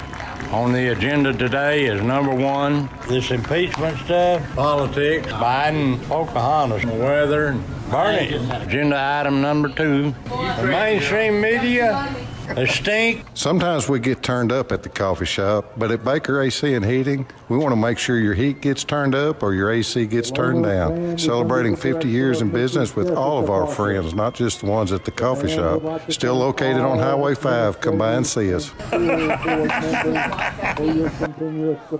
Welcome back to the Old Men at the Coffee Shop halftime show, sponsored by Baker AC and Heating. Now here's Caroline Slauson, Justin White, and Blake Burnett. Welcome back to Bulldog Stadium. Looking at some scores around the area. Denison playing Frisco High tonight in Frisco, 10-7, the end of the third quarter already. Denison on top on the road in that one. Sherman traveling all the way to Texarkana, playing Texas High tonight, 13-7 at the half. Texas High on top of Sherman. Commerce and Van Alstyne, I'm going to let you do that one actually because y'all been talking about it all night long. Bonham playing their homecoming game against Pottsboro tonight. Don't know why they did that, but 37-6. Pottsboro on top of Bonham with just under a minute left in the first half. Actually, go and do the Commerce Van Alstyne. I don't have it pulled up right now. Okay, Commerce and Van Alstyne halftime, 32-21. Van Alstyne on top of Commerce at the moment. As we know, that can change. Okay, just again some scores just around the area. Some of the bigger schools. Allen leading Jesuit 41-17. That's at the half. McKinney Boyd trailing Prosper in the third quarter, 16-3. Plano and Plano East battling. Plano leading that one, 21-13. That's at the half. McKinney High leading Plano West, 24-7. Let's see here. S&S and Callisburg tonight, 7-6. Callisburg on top of S&S at the half. Tom Bean and Collinsville tonight, 22-0 at the half. Tom Bean on top of Collinsville. let's see, McKinney North leading 22-13 over West Mesquite. Salina trailing Melissa. That's at the half, 15-10. That's a big game there for Melissa and Salina. Aubrey leading Crum 36-3. That's in the second quarter. Pottsboro leading Bonham 37-6. You already said that one, though, didn't you? I did. What's going on? White in Cooper tonight, 14-0 at the half. White on top of the Bulldogs in that one. Bell's playing Chisholm tonight at home, 14-0 at the half. Bell's on top of the Mustangs. Oh, another one. City View High School out of Wichita Falls. They're leading Gunner, the number 4 team in the state, 27-14. That's at the half. So it's an interesting score there. If anyone is interested in the Yankees-Astro games, 4-1. Yankees on top of the Astros. End of the seventh. So, anything else? That's all I got. You want to take a? We go ahead and do Blake. Blake, you ready? Blake, the Blizzard burnout will bring you the first half stats. Distressful defiance, somber submission, and enigmatic. Thank you for the introduction there, Caroline. As we'll jump right into it, says Howe's up 21-0 to the half. It's a good sign for the Bulldogs tonight. We'll start with the offensive stats. Austin Haley, the quarterback, 6 of 9, 80 yards and a touchdown with 1 interception. Don't know why he threw that across his body there to Caden Harmon late in the second half. Almost cost the Bulldogs some points. The interception was made by Jack Kaiser, who is playing the best football for the Lone Oak Buffaloes tonight. Caden Harmon has 3 catches for 64 yards and a touchdown. Jalen Thornton, 13 carries for 92 yards and 2 touchdowns to lead the Bulldogs tonight. Was that Harmon that got the touchdown? Yes, it was Harmon. I'm sorry, in the I back said of the end Wyndon. zone. I'm sorry, I thought that was Harmon. The Bulldog leading tackler tonight, as always, J.C. Helpenstell, who has 3 big hits out of his 6 tackles tonight. Stephen Waldrop adds 5 tackles and about 3 quarterback pressures. Arturo Louder adds an interception, Jordan Jones an interception, and Jackson Atkins a fumble recovery. To tell you the story of this game, the Bulldogs are winning the turnover battle 3-1 over the Lone Oak Buffaloes tonight. Now we'll jump into the Lone Oak stats. Quade Williams is 5 of 15 for 50 yards, 2 interceptions, 3 rushes for 3 yards. Jack Kaiser, his leading receiver, has 3 catches for 50 yards. He has all the yards tonight from Quade. Quade's other 2 passes were completed to Mariano Rincon, but went for no gain. Rincon adds 5 carries for 24 yards to lead the Buffaloes' rushing attack. And Jack Kaiser also has 5 tackles on defense. You surprised with, I was telling Caroline during the first half with Quade Williams, you know, he's been passing the ball. We haven't seen him run a lot. Are you surprised that he hadn't ran more? He's a big kid, and if they can get him on the edge, I feel like he could do some damage for the Lone Oak Buffaloes, but they just haven't ran him. And I feel like maybe there's an injury there that we're not seeing. And I also feel like his offensive line is letting him down tonight because the kid has talent to throw the ball, but he's been pressured all night by Stephen Waldrop and the Bulldogs defensive line. Yeah, they've been getting back there a lot tonight. All right, thank you, Blizzard. I'm attorney Micah Belden, and I will always be a Bulldog. I'm a proud graduate of Howe High School. The great leadership from our teachers and coaches helped me be able to become one of the few certified criminal law specialists in Texas. While I love the black and white, in trials, everything is not always that way. If you've been investigated, arrested, or charged with a crime in North Texas, you need to call me now at 903-744-4252 for a free consultation. I'm board certified by the Texas Board of Legal Specialization, Principal Office, Sherman, Texas. This is more than a bundle. This is way more than a combo deal. It's your sanctuary, your home field. It's where everything happens. This is your home, your car, your memories. And you want to be sure they're protected with home and auto insurance. As your State Farm agent, I get it. That's why I'm here to help life go right. My name is Ed Meacham, and I'm your Howe State Farm agent. Give me a call at 903-892-3923 or on the web at MrRedInsurance.com. I here call this meeting to order for the old men in the coffee shop.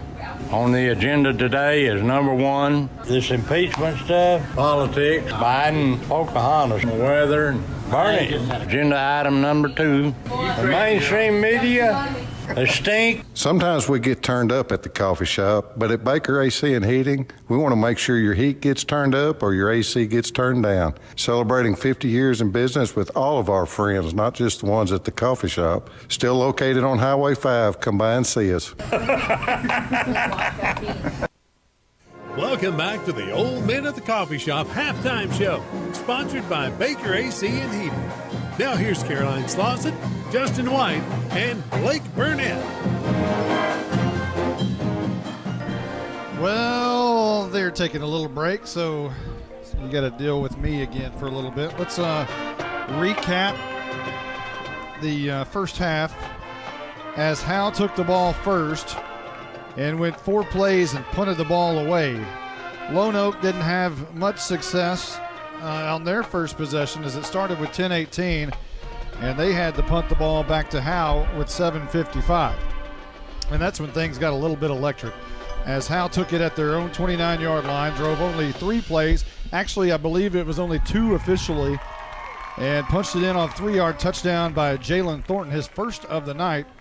And with 7:12 left to go in the first, Howe led 7-0 after the Kevin Flores PAT. Lone Oak took the ball with 7:05 left to go in the first at their own 40-yard line and drove 4 plays before turning it over on downs thanks to pressure by Waldrop. And then Howe took it at the 5:03 mark at their own 29-yard line and drove 5 plays, 71 yards, and it was Jalen Thornton who punched it in from 33 yards out, his second score of the night, brought it to 14-0 with 2:51 left in quarter number 1. Lone Oak's next possession started at their own 30, drove to the 50 and fumbled. And then Howe took it at the 48-yard line of Lone Oak with $1:38 left to go in quarter number 1, drove 8 plays, 48 yards, and they capped it off with an 8-yard touchdown pass from Haley to Harmon, and it made it 21-0 at the 8:21 mark in quarter number 2. Lone Oak's next possession started at their own 48-yard line, drove 3 plays before Arturo Lauder picked off his second pass of the year, and that gave Howe pretty good field position at the 32-yard line. They'd go 8 plays down the field to the 34, but turned it over on downs. And Lone Oak got the ball with 2:19 left to go and at their own 37-yard line. Drove it 46 yards, turned it over on downs, back to Howe with 42 seconds left to go before the half. And you know what's going to happen with 42 seconds left to go in the half with Nate Lynch as your OC. You ain't downing it. You're going to put some points on the board, or at least trying to put some points on the board at their own 20-yard line. It was picked off, run back to the 5. Almost disaster for Howe. However, it was Jordan Jones with a jump ball interception of his own in the end zone, which saved the touchdown and gave Howe the ball back with 9 seconds at their own 20. And this time, Blackjack Lynch, if you will, took a knee. And here we are watching the Pride of Howe do their thing on this yellow field. And the yellow field, Carson Daniels, means it's, or Carson Grogan, means it's almost playoff time. So what are your impressions of this first half by Howe? Well, you're obviously going to be impressed because Howe put up so many points, but in all fairness, it is Lone Oak. Easy, easy, easy. You know, Lone Oak, they did come in the year 1-5, 0-2 in district, had some, coaching changes and all that. So, yeah, it's easy to pick on them and stuff. We have a big fondness for the belt buckle over there, Larry McFarland. But you're right, you have to play well against those competitions like that. Yeah, during halftime, I went and talked to my inside dude, Thomas Troxell. He said Lone Oak is awful. So, Thomas Troxell. All right. Well, where do I go for this? All right, we're going to take a quick timeout. All right, we'll come back right after this. Since 2011, Scoggins Funeral Home and Crematory has walked with hundreds of families through the most overwhelming time of their lives. Their job is simple: to make this season a little easier. What you can expect is a no-pressure, people-first philosophy, custom services for memorials that you'll remember forever, and reasonable pricing. Tommy and Bobby K. Scoggins have built a reputation over the past 30 years in the funeral business for making every family feel at home. Visit scogginsfuneralhome.com or call 903-482-5225. If you've ever been in an automobile accident, who do you trust for your needed repairs? Star Auto Body is Texoma's most trusted body shop, serving all of Grayson County and surrounding counties since 1992. Star Auto Body is locally owned and operated. Services include major collision repairs with or without insurance claims, minor cosmetic repairs, parts replacement, and refinishing. Choose Star Auto Body and Alignments in Howe, Texas, 903-532-5365. Star Auto Body of Howe, Texas. This is attorney Kimberly Killebrew. I'm a Howe resident with 27 years experience practicing family law. I service the greater North Texas area, including Grayson, Collin, and Denton counties. Call 214-432-1595 to schedule a consultation to discuss your divorce, child support, custody, or family law needs. Mention this ad and you receive a free 15-minute phone conference. In-person appointments are available in Grayson County or our principal office in Plano, Texas. At Grayson Collin Electric Cooperative, GCEC, we have been around for over 80 years and are governed by 7 principles: open and voluntary membership, democratic member control, members' economic participation, autonomy and independence, education, training, and information, cooperation among cooperatives, and concern for community. One of our communities is Howe, Texas, and GCEC is proud to support the Howe Bulldogs. Well, we're back at the half, and Carson Grogan is back with us to talk about this thing. Jalen Thornton, how much can he do? I mean, he's I think he had 98 yards, 91 yards, something like that in the first half. Jalen Thornton, how much can he do? He could do a lot more, but from my perspective, I would say you're up this much. I would just limit him. I would give Daniels the ball more, maybe get Fuzz more involved. And when you say Fuzz, you're talking about? Oh, Caden Harmon, yes. Right. My bad. No, that's good. I just wanted the listening audience to know who Caden Harmon is. I think I even mentioned Fuzz. I think I said it was a fuzz down or something earlier in the game. Obviously, Caden Harmon, nickname is Fuzz. Not everybody knows that, but all the people who are around him know that. So let's talk a little bit about Austin Haley being a freshman. You've been in the locker room. You were in the locker room a year ago. Talk about you were a senior. What would it be like to have a freshman leading the football team? I'd picture he probably takes a lot of crap from the older guys, but him being the quarterback and performing as well as he does, he might not take as much crap as you think a regular freshman would take. All right. Well, Carson Grogan is unhinged. I mean, he has no filter. You've got to be careful with Mr. Stone Cold Carson Grogan. Hey, we're going to take another quick timeout. We'll be right back right after this. My name is Michelle Walker, Vice President of the Howe Athletic Booster Club. On behalf of the board, we'd like to thank you for your support. Our mission is to support all Howe athletes, girls and boys, middle school and high school. We do this by purchasing new equipment and other items. Without these funds, our athletes would not be where they need to be. It's only $25 to become a member. Hey, this is Coach Jailing. Our motto this year for the Howe Bulldog football team is all in, and all in means our football team, community, parents, everybody. We need everybody to be all in this year, and that includes you guys joining the Athletic Booster Club.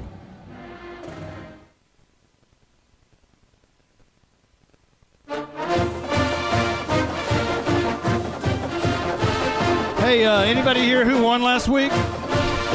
I know there was a big game. It's something called Red River or something. I don't remember. I think it was a pretty good outcome though. Okay, all right. Stephen Braswell somewhere has got to be listening.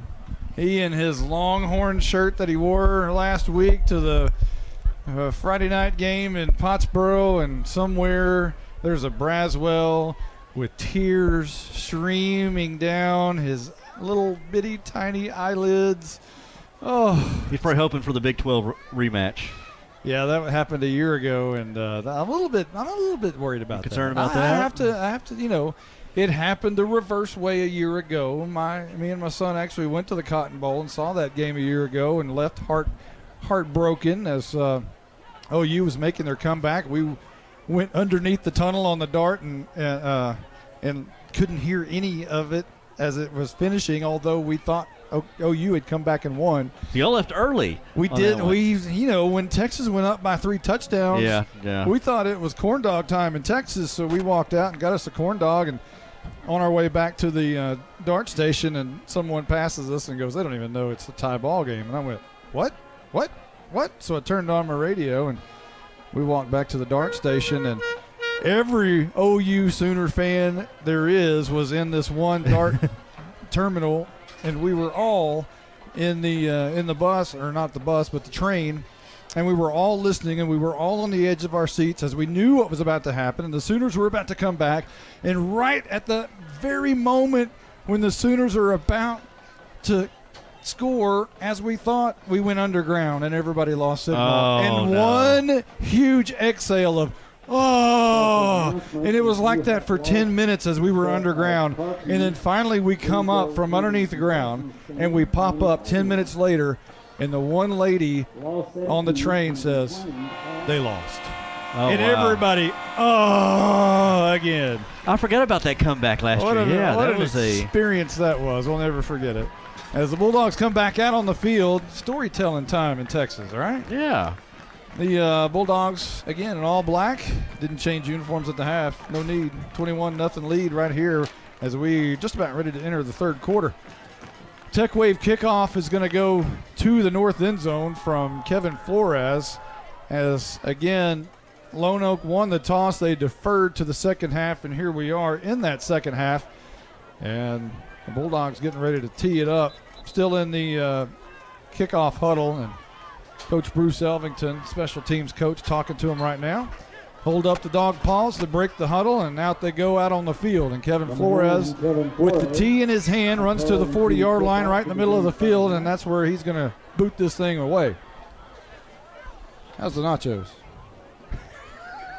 We get our nacho review. I looked back to turn the light off, and there's a Caroline staring at me with a half nacho out of her mouth.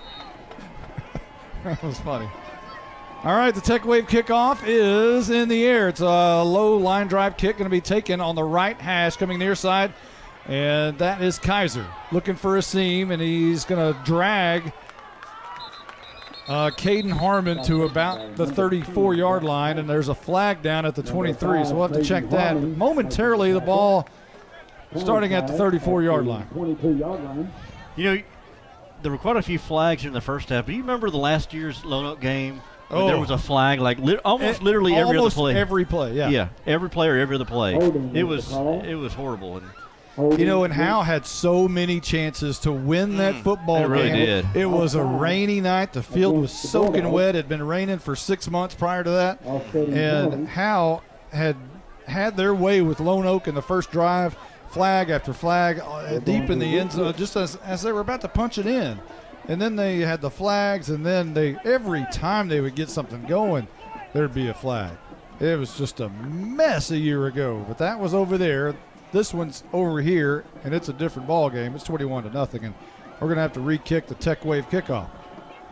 There was a hold, I believe. Or offsetting penalties, apparently. Hold on either side. So we'll do it again. You got any more stories to tell? I don't know right now. Let me think of something. I'll come up with something here. Again, glad to have Gene Quan back in the booth with us tonight. Long-time board op for KLAK. Here's Kevin Flores and the kick. This one a lower line drive, going to bounce at the 20 and take off. It's going to be picked up at the 10. Stumbling forward and not even tackled, just stumbling is the returner. And he'll stop somewhere about the 17-yard line, and I believe on the return there was Dylan Bell, and it was. It'll be 1st and 10 from their own 18. Yeah, that was a usual play. Bell got the return and stumbled about 3 yards on the run. Nobody had to get hit there. So far, not what Lone Oak wanted when they decided to defer. Ball deep in their own territory. 1st and 10, left to right. Williams will go under center, and he'll hand off to Rincon right side, and he bounces through, spinning out of a tackle, close to a first down, may have it near the 30-yard line at the 29. one of their longer runs of the night. They had three backs in the backfield there and gave it to Racone. And they've got some athletes on this team. They just kind of can't get out of their own way right now. First down and 10. Williams again under center. This time they're running some kind of a wishbone look, and this is going to be a handoff to the right side, maybe about 2 or 3 yards. So Larry McFarland, the bull rider, has made some adjustments here at the half, and so far going to run the ball a whole lot here in the second half, it appears. Yeah, trying to get the ground game going. Hadn't been in shotgun most of the first half there. Saw a couple of times they went under center, but so far they've been under center this entire series, including now. Wishbone look for Lone Oak. Williams will hand off to the right side. Rincon for a few. So third down, maybe up to the 35. So third down and about 4 coming up for Lone Oak. Well, a few plays ago, they got a first down. Now it looks like the Bulldogs have adjusted there and are not allowing a lot of yardage on these short runs here on that wishbone look. So key third down here for the Lone Oak Buffalo offense. So third down and 4. Big kudos to Dakota Harrington stepping in tonight, playing great on that defensive line. Here's a toss. Rincon, right side. Arturo Louder trying to strip the ball from him. And it's going to be enough for a first down as he crosses the 40 to about the 42-yard line. Louder was there just trying to strip it. I've said they got some athletes on this team. Get Rincon there out in space there on the pitch out. And get there to use some of his speed. And got it behind his blockers there and able to get enough for a first down. First and 10 near midfield at the 42-yard line. Traveling from the left to the right towards that south end zone. Everybody's bunched together. Now, again, a wishbone look as Williams is going to hand off to Kaiser, who was in the backfield. The ball's on the turf, picked up, and it looks like Elvington may have it. And the Bulldogs are going to return it about 3 yards, and Jordan Jones comes up with the fumble recovery. Have yourself a game, Mr. Jones. Jones with an interception and then a fumble recovery there. The running back there, I don't know if that was Rincon, got hit at the line, spun, and then the ball came squirting out. Then Jones picked it up and ran it back for a few yards. So Jones having a nose for the ball tonight. Well, it was a handoff to Kaiser. Okay. And Kaiser didn't get a good grip on it. And the Bulldogs were right there smelling blood when that ball was being fumbled around a little bit with Kaiser, and they just stripped it. And Jones, again, with another turnover tonight. And if that's my calculations are correct, that is the 4th turnover of the night forced by the Bulldogs. First and 10. And Haley, handoff. Thornton looks right, cuts right, now has about 5 yards near the 30 to the 32-yard line. Got him in that pistol look there, and just goes around the right side there and weaves his way through the defense. Quickly now, same play. Thornton cuts it right, maybe a yard, maybe 2 to the 30. So third and about 4 coming up for Howe as they're staying on the ground here in the second half. So far, everyone's staying on the ground. Yeah, trying to move this clock here. 8:50 and counting. Third down and 4. Howe moving fairly quickly. Daniels in the backfield with Haley. Again, we'll say that a lot the next 3 years. Rolling right is Haley looking down the field, throwing it, and it's going to be caught by Harmon. And then he dropped it, but it's picked up by Thornton in midair. He runs to the house. It's that time in Texas. He might have flicked it to him. Harmon caught it, flipped it to Thornton. Oh, my. And now the official says incomplete, or was it a forward flip, or was it backwards? Now we have there's a pass. So what I saw was Haley roll out to his right, hits Harmon as he's right at the sideline. They're almost falling out of bounds, and then flips it to Thornton as he's passing by. Perhaps he was out of bounds, and maybe that's the call. Anyway, it's 4th and 4, and Haley's in the gun barking. And now they look to the side. Not a lot of argument going on from Howe about that play, but it happened on the far side, so not easy to see from here. And now Harmon will come from far side to near and line up in the slot along with Thornton on the near side. Wyndon split out wide, and now Harmon goes in motion from left to right. And a low snap. Haley has to pick it up, run for his life, and now he's in trouble, and he goes down for a sack, and that's the second time bad snaps has really caused a big issue on fourth down for Howe. Well, yeah, I was just about to say the same thing there. You know, that last play there where Harmon fell out of bounds, heady play there by Harmon, but it could have been a risky play if he would have thrown it back in the field of play, and it could have been scooped up by Lone Oak. Luckily, I guess depending on who you look at, it was out of bounds there. You know, Harmon went up for it, flipped it over. It's like the NBA. He was like he's falling out of bounds and flipped it to a live player. Ball at the 38. Lone Oak on their own side of the field, moving left to right. This is going to be a toss out of that wishbone look, and the flag is down, and so is Rincon after a gain of about 3, but let's check the flag. Good job by Caden Harmon to shed his block there. And able to, flag thrown at the and I wonder if he was the one who was held maybe there on that one. Let's talk with Caroline Slauson down there, our Night Furniture sideline reporter. Did you have a chance to talk with Michelle Carney? Was she willing to talk to us? No, she was not. Not willing? No. Well, I don't know if y'all have seen, there's another Howe student, I believe, down here. He's got this hat on. He's doing video, but she did not know that. And so she was a little wondering, like, am I getting to the boot? Or they got a new photographer down here? Oh, it's some kind of videographer? Yes. Videographer? What is the name of that? Videographer, yeah. Okay, there we go. Yeah. But she says next season will be her 14th season, so I can interview her then. I'm going to bake her a cake. No, she don't want something I bake. Somebody else can bake it. I'll give it to her. Here is Williams rolling out, scrambling to the left. He gets out of the pocket. He's good for about 9 yards on first down, as the ball was down around the 20-yard line. I don't know why they don't do that more often. There was a play action, kind of a bootleg there. I don't know if it was a design run or not, or if he just saw nobody downfield, but he took off and ran and got quite a bit of yardage there. Make this a reasonable second down and 11, but I don't know why they haven't ran Quade Williams just a little bit more. Ball at the 36-yard line on the Lone Oak side of the field. Second down and 11. This is a toss. Left side. And looking for some yardage is Rincon, who gets about 4. And that is Kaiser actually on the carry. And he'll get to the 42-yard line perhaps. Oh, wishbone look. They pitch it out there, and then as soon as Williams pitches it out, he becomes a blocker as well there for Kaiser. Gets a few yards on that, brings up a 3rd and long here if the clock continues to tick. No change in score from Commerce and Van Alstyne. I think it was 32-21. 32-21, yeah. 3rd down and 7 here for Lone Oak, moving left to right. And this will be flags before this one can get underway. A little bit of a gain, but J.C. Helpenstiel makes sure that Rincon goes nowhere.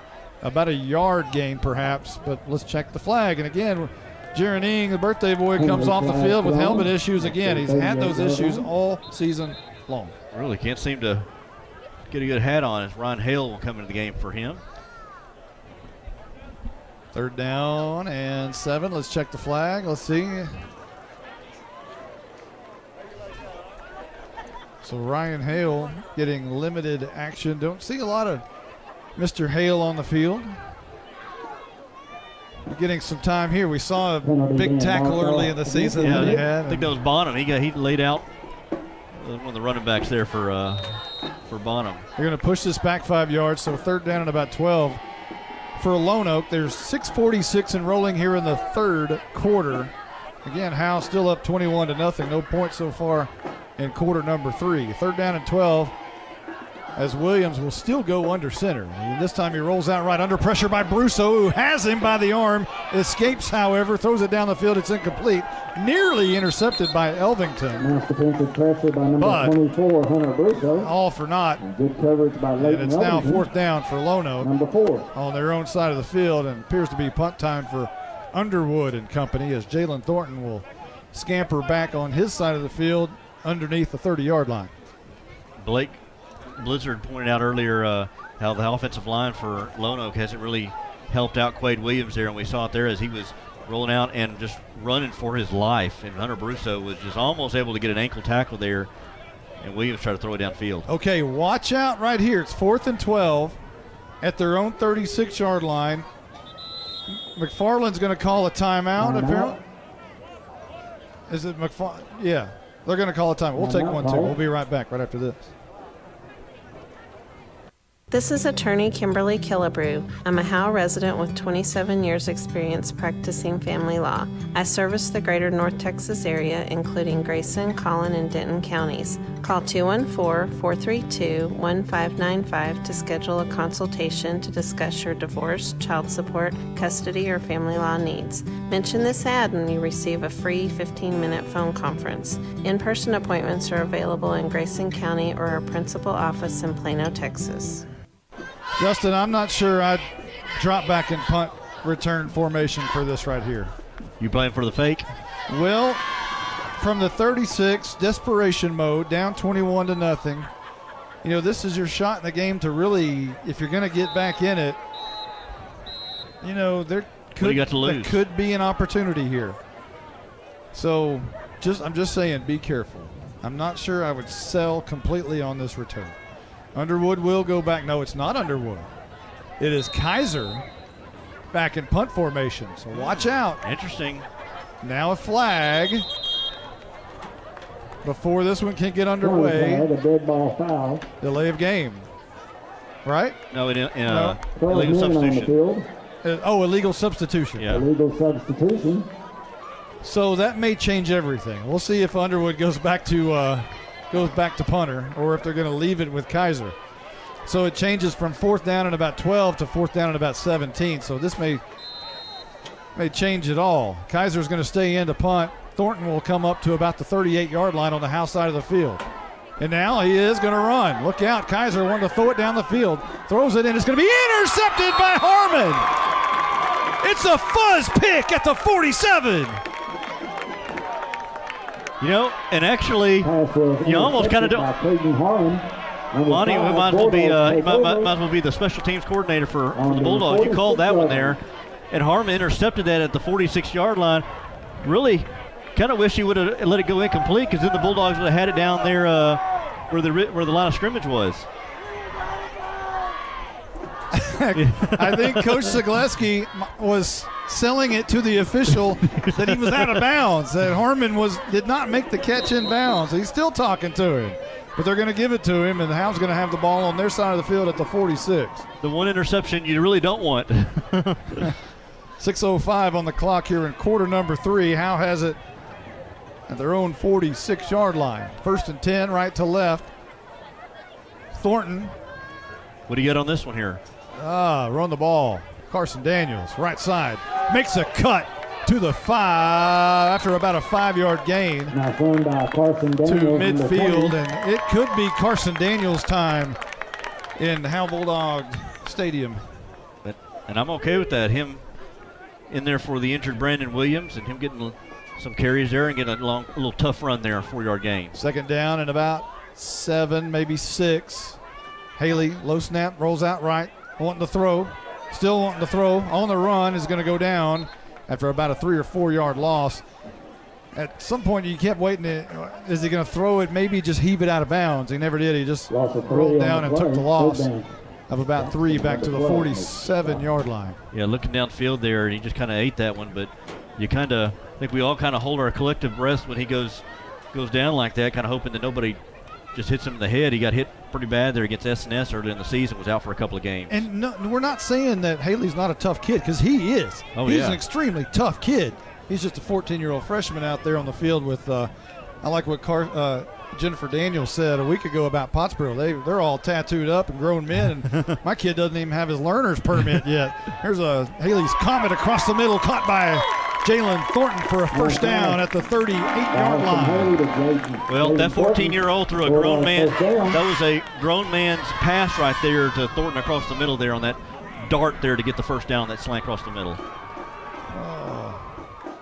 I think I went to the wrong page. I may have messed up here. We're going to have to catch back up. 1st and 10. Haley drops back 3 steps, 5 steps, under pressure, runs into Helpenstell, flag down, and so is Haley, driven back hard by 3 Lone Oak Buffaloes. That looked bad from the beginning. He dropped back to pass and was running to his own guys. That's the 2nd time somebody's ran into Helpenstell. And I don't blame it on Helpenstell. It's just kind of the way it's been. He got hit. One of the running backs, I forgot who it was earlier. It had been Harmon or Thornton. I think it was Thornton that hit Helpenstell earlier. But Haley Got sacked there behind the line of scrimmage. You figured it out over there? Not yet. I'm getting there. Keep going. You can run it if you want. Okay. So this is I'm almost there. Go ahead. Second down from the 45-yard line of the Buffaloes. Here's a handoff to Daniels. Daniels breaks a tackle, gets to the line of scrimmage and met. And wrapped up right at the line of scrimmage there by one of the Buffaloes. It'll bring up a third down there on the draw play to Carson Daniels. So third and very long. They'll spot it at the 45-yard line. I think I'm there. I think I'm getting there. All right. Okay, third down, and what are we looking at here, Justin? About 17, it appears? 17, 18, yeah. Haley in the gun. Two wides to either side, drops back 5 steps, flushed out of the pocket, throwing it deep down the field. It's got a man. Harmon makes the catch near the 30-yard line, still dragging defenders, and it takes about 7 white jerseys to bring Harmon down, short of the first down marker by only about 3 yards. It looked very similar to the throw that got intercepted when he rolled out to his right there in the first half. He rolled to his right, threw it kind of across the field, across his body to Harmon. Luckily, Harmon caught that ball, but probably kind of an ill-advised pass. That's kind of one of those passes where you're kind of like, oh, no, what are you doing? Okay, good pass, good throw. So fourth down and 3, as Caden Harmon is missing a shoe, has to come out, which means Arturo Louder checks in for Harmon. So 3 receivers to the right. Haley wants to throw, left side, throws, wide open to Wyndon, caught, 10, 5, spins out of a tackle, dives to the 1-yard line. Down at the 1, they'll mark him there. And it's the second time this year Wyndon's been close, dove for it, couldn't get it, came up just short. That happened at Bells. They couldn't get it in. Let's see if they can get it in here. Haley under center. He's going to sneak it in. Is he in? It's touchdown time in Texas. The freshman picks up the 6 on the quarterback sneak. And that bunches the score up 27-0 with 2:34 on the clock here in quarter number 3. You throw a slant to Wyndon and almost got him in. Next, you said second time he's come short there. And then Haley, they quickly come to the line. Haley plunges his way in for the quick quarterback sneak in for the touchdown. His first rushing touchdown of the season. Flores for the PAT. It's up, and that one is good. 28-0. Howe in the lead. With 2:34 left to go in quarter number 3. We'll be right back. At Grayson Cullen Electric Cooperative, GCEC, we have been around for over 80 years and are governed by 7 principles: open and voluntary membership, democratic member control, members' economic participation, autonomy and independence, education, training, and information, cooperation among cooperatives, and concern for community. One of our communities is Howe, Texas, and GCEC is proud to support the Howe Bulldogs. Since 2011, Scoggins Funeral Home and Crematory has walked with hundreds of families through the most overwhelming time of their lives. Their job is simple: to make this season a little easier. What you can expect is a no-pressure, people-first philosophy, custom services for memorials that you'll remember forever, and reasonable pricing. Tommy and Bobby K. Scoggins have built a reputation over the past 30 years in the funeral business for making every family feel at home. Visit ScogginsFuneralHome.com or call 903-482-5225. And the Tech Wave kickoff is just about ready as Flores holds his hand in the air, runs to the ball, kicks it. It's a high booming kick coming near side and out of bounds near Caroline Slauson. Caroline, while you're down there, go ahead and talk to us about these Howe Bulldogs. How's it going? Flores' kick is out of bounds. It's going great, as you can imagine. They are fired up and ready for a W. Hey, you want to turn W. on W. Hey, you haven't turned on the victory light, have you? No, oh my gosh, can I do that? Okay, all right, deal. I'm so excited. All right, deal. So we're going to re-kick it. Another Tech Wave kickoff tonight. Let's do a hit exterior scoring drive recap. 7 plays, 54 yards for Howe. It was capped off by a 1-yard touchdown on a quarterback sneak by Austin Haley. But the big play was a 29-yard pass and catch from Haley to Wyndon, which got it down to the 1, and that's where Howe did their business. And now it's 28-0. Howe in the lead. with 2:32 left to go in quarter number 3. Do we have a score from Van Alstyne yet? Still the same? Still the same. Still the same. They must have shut it down over there. So it tells me Van Alstyne's probably in control now that they've got the lead and shutting it down, and Commerce not able to do much of anything. So I'm wondering now, is it turnovers that happened early in the game? Here's a pooch kick, going to be fair catch, called for, and now caught, dropped, and picked up by a lineman from Lone Oak. And it's Zach Eisenberg called for the fair catch. Now, it's not very often that the big boys get to call for a fair catch, but he did right there. And what you do after that is you got to catch it, right? Yeah, part of the reason why he probably shouldn't be catching the ball or trying to call a fair catch. But it was right where in the middle of the field. If he wouldn't have caught it, it'd probably landed right there in the middle and been up for grabs. So yeah, there's going to be a penalty assessed. Nope, I thought it was. It's not. Ball at the 40, and that's where Lone Oak will start on their own side of the field. 2:28 on the clock. Williams looks right side, throws. Kaiser caught, dropped because it was great pressure by Harmon, who put his nose on the football when it got there. Excellent defensive. Good job there by Harmon. They're in the shotgun formation. They were under the center there this last series, and back up in shotgun and get to Kaiser, and Harmon waited for the ball to get to Harmon or get to Kaiser and knocked it away. How much has this team missed Caden Harmon? Really? Last 2 games. Second down and 10, a rush from the right edge. Williams wants to throw. It's going to be caught and close to a first down on the left side of the offense. And on the reception, I believe, Jacob Jackson, number 12. Jacob Jackson, number 12. Jacob Jackson, okay. Jacob Jackson. He's also played time at quarterback this year. So it's 3rd down and 1 near midfield at the 49-yard line. Jackson found a little hole there in coverage. Got near the first down, so this will be an interesting call. See if they go back under center with their wishbone look, or if they're going to go shotgun.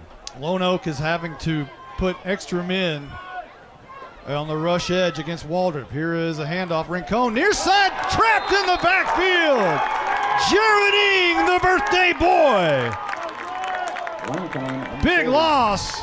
Back to the 44-yard line. Ing comes, sheds his block, and comes knifing through the line, and with the shoestring tackle there on his birthday on a key 3rd down. No helmet issues. No. Hat still on. Hat still intact. So I would not think anything was happening here. No fake on this one. Although Kaiser is still back there. Thornton will stand at his own 26-yard line. Low snap, and Kaiser's going to have to punt this one away, and he does. Thornton tries to catch it on the run. I don't know if he touched it. Did he not? Man. If he touched it, it's Lone Oak's ball deep on Howe territory, but apparently he did not, and that looked like it was close. Wow, that was.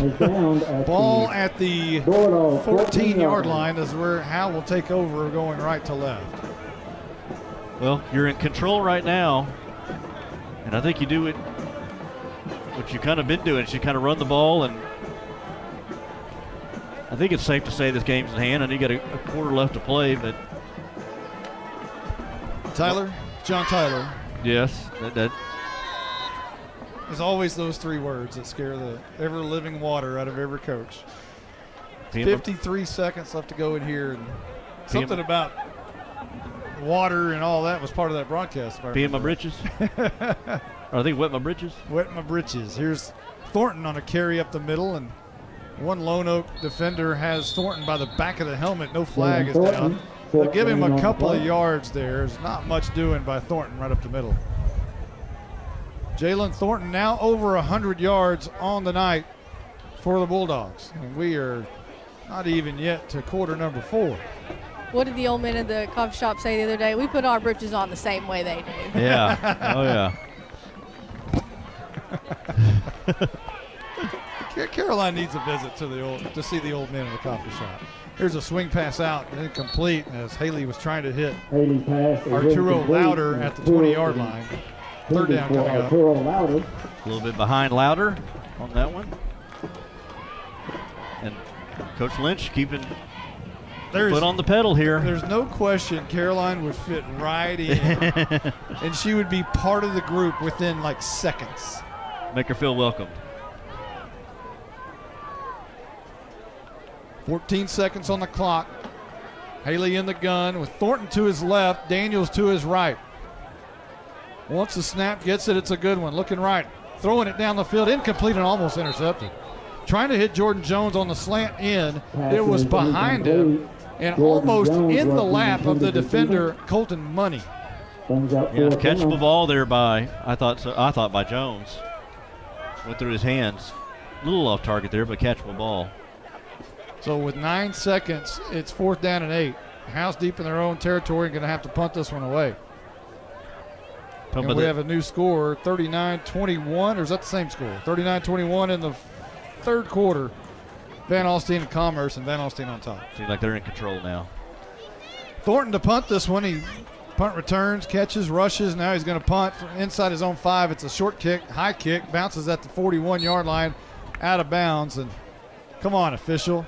Oh, they're going to give him a great spot. They're going to make at the 44. Walk. They actually gave him 3 more yards than where it actually hit. You never see that from the official. Hey, the line judge is Bob Mayama. Remember that name.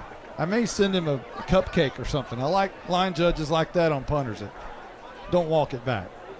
You almost sound like Michael Moser trying to pronounce that last name there. Mayama. Yeah. Joaquin, what was it? Alejandro. Dankenstater. Yeah. 1 second on the clock. 1. Come on, clock operator. Yeah, you should let that go. 1st down and 10, left to right, handoff. Rincon. No, Williams is going to keep it up the middle. He's going to gain 3. Obviously, that's the end of the third quarter. And when we come back, it's Bulldog quarter. We'll be right back right after this. Hello, Bulldog fans. This is Juan Enciso, your local farmers insurance agent here in Howe. We're here to assist you with your insurance needs, including auto, home, life, business needs, and more. We're vested in the community because we are the only insurance agent in Howe. Our office is at 403 West Hanning Street, or we can be reached by calling 972-382-6121. We're also on the web at farmersagent.com/JEnciso. I have the knowledge and experience to help you better understand your insurance coverage options. Call me, Juan Enciso, at 972-382-6121. To compete at the highest level, you need reliable teammates to share the load, strong leadership, and unquestionable character. It's true in athletics, and it's true with financial services. At Independent Bank, we understand success on the field is a result of unseen hours of hard work and preparation long before the first whistle. Visit any of our branches, and you'll find local bankers invested in the community, committed to building strong business partnerships and helping families reach their financial goals. Independent Bank is proud to be a part of Howe Student Athletics. Member FDIC, Equal Housing Lender. With the touchdown pass by Austin Haley tonight, he moves ahead of Brian Freeze on the all-time list with his 11th career. The next one would tie Andre List. Now keep in mind, Andre played 4 years of varsity football as a quarterback. Here's a handoff to Rincon and whistles before this one can get underway. Yeah, so Andre List, a quarterback for Howe from 82 through 85, those 4 seasons. 82, 83, 84, and 85. And he had 116 pass attempts and 325 attempts, 116 completions.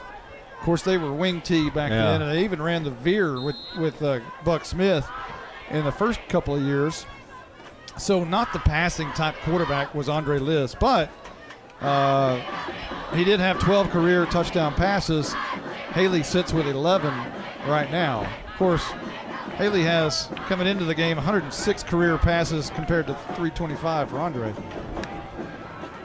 2nd down and 11. Here's a toss, right side, left side. Kaiser makes the catch. Arturo Lauder grabs him by the legs at the 40-yard line, shy of the first down by about 6 yards. 3rd down coming up. So he could pass 2 people here tonight.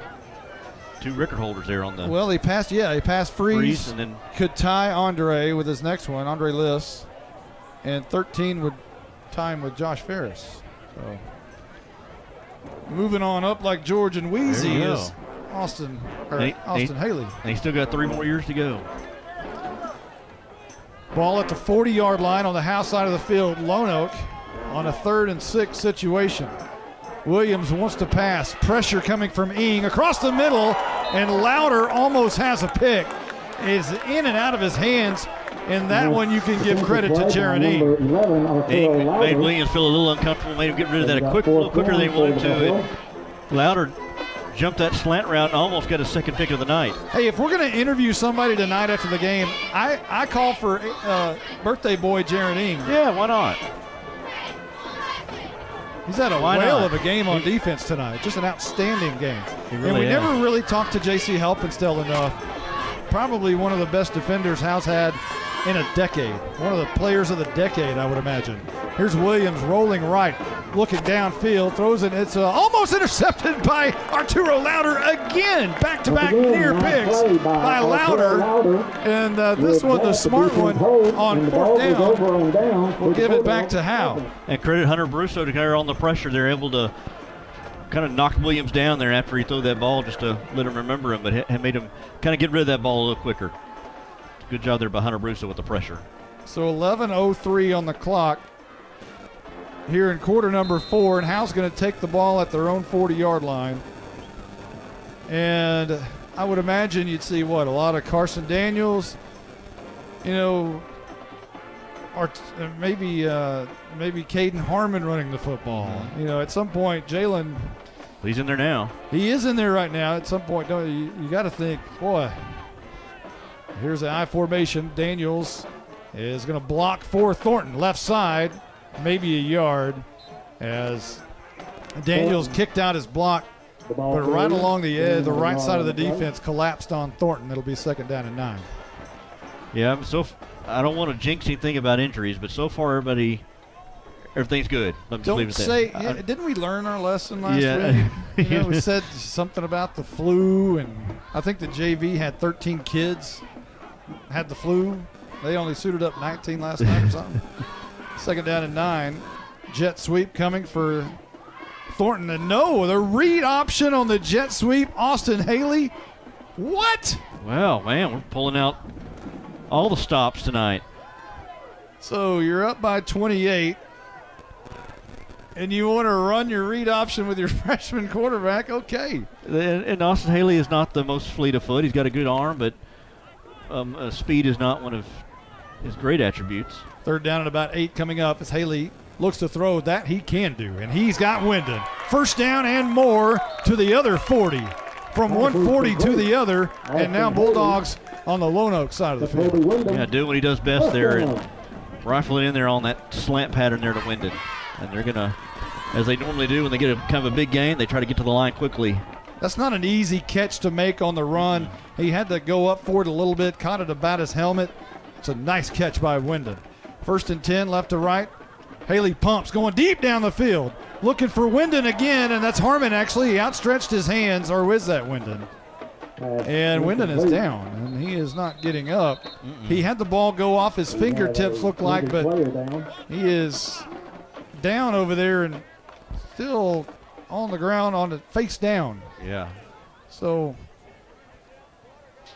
not sure exactly what the injury could be on that very far side. Again, it's hard to see. He's way over there. Coach Jay's running out. Ricky Yake, the trainer, is running out. I don't know if our sideline reporter had a good look at that to see if anything took place over there. Caroline, did you see anything? I did not, guys. I didn't get a good look at it. It's way over on the other side in the by the 10-yard line. I was but he's up. He wasn't hit. Oh, he pops up. That's good to see. And he's running off. Matter of fact, I think he's sprinting off. Yeah.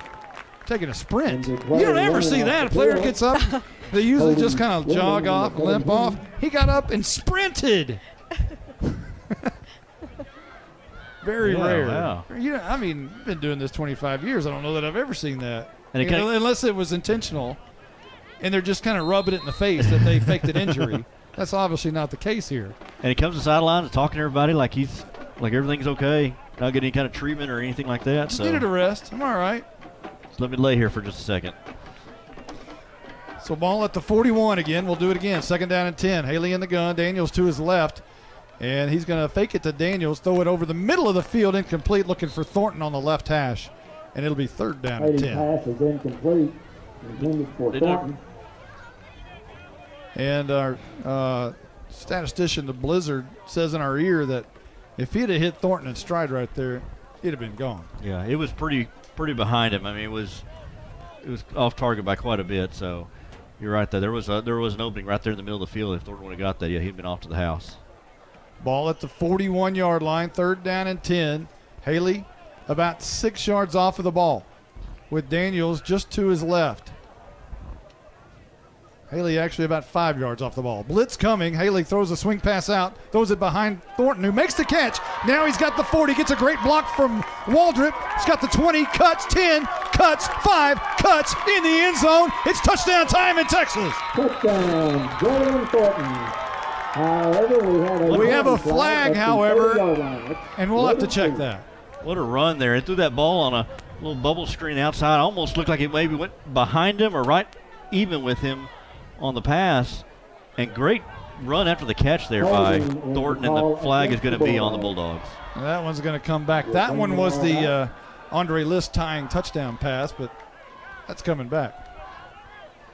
And Jalen Thornton, I think, is pretty tired after that one as he kind of walks back and holds the ball for a little while just to. Well, he's like a kind of a pinball machine off the air, just bounce, bounce, bounce, bounce, bounce, and touchdown. So instead of 3rd down and 10, we're looking at 3rd down and about. Depends on where they spot this. They're taking a long walk here. 3rd down about. Right at 20. Yeah. We'll spot it at the 49 on the backside of midfield. Haley in the gun. Low snap and flags. Throws a deep ball, but whistles stopped, and everybody stopped. Jones looking for interference, but whistles, and everybody had stopped. So yeah, that was a dead ball before he got going. They've done what they've done all season long. They got the Buffaloes to jump offside and try to go downfield, but they called it dead before. So what was 3rd and 20 will now be 3rd and 15. And so move it up a little bit on the Lone Oak side of the ball at the 46-yard line. And my spot chart's starting to look like a bunch of chicken scratch with all these penalties. Need an eraser. Still not as bad as last year, though. No game. No oh, word. It was that was horrible. 3rd down and 15. Haley in the gun. 3 receivers near side. 2 on the far. Drops back, 3 steps, looks near side, pumps, throws. Harmon's got a catch. Harmon's got a lot of blockers in front of him. 40, 35, he's fast. 30, 25, escapes. 20, 15, kiss him goodbye. It is touchdown time in Texas. Austin Haley sprints to Caden Harmon to say thank you, young man, for that long run. That's my 12th career touchdown pass. That was some great blocking upfield and some great run after the catch by Caden Harmon. It was kind of a slow developing screen play there. Haley had to pump fake a couple of times to finally get in the hands of Harmon, but Harmon did what he does after the catch and was off to the races. 34-0. And Harmon with the 2nd touchdown of the night. Haley to hold is Kevin Flores, PAT. And the kick is right down the middle. And good. 35-0. Howe in the lead here at home. It's a good-looking night at Bulldog Stadium. We'll be right back right after this. This is Larry Mays. I'm the master plumber and the owner of Torque Plumbing in Howe, Texas. We do commercial and residential plumbing, everything from major construction of new restaurants to service plumbing calls to local citizens. We even service water heaters. Go ahead, located Blizzard. Here in Howe off of Highway 75 at 102 South Collins Freeway. We're family owned and operated and are vested into the Bulldog community. Give us a call at 903-532-0525. Mention this ad for free service calls. Attention Bulldog Nation. Come down to the Sonic and Howe for half-price shakes after 8. When the Bulldogs are home, they'll even stay open for you rough, tough Bulldogs until 11 p.m. Sonic of Howe is where you get great food and big smiles and a little message for our Howe Bulldogs football players. Go Bulldogs fight, Bulldogs win, win, win. This is how you Sonic. It's not just good, it's Sonic good. You win the most. 6 plays, 60 yards on the drive for the Howe Bulldogs. Capped off by a 46-yard touchdown pass from Haley to Harmon, and Harmon did most all the work there. Here's your Tech Wave kickoff after that hit exterior scoring drive recap. It's going to be taken up the middle of the field by Kaiser, straight up the middle. Now left hash up to the 39-yard line, and that's where Lono will start their next possession, as we now have a 35-0 game with 8:26 remaining in quarter number 4.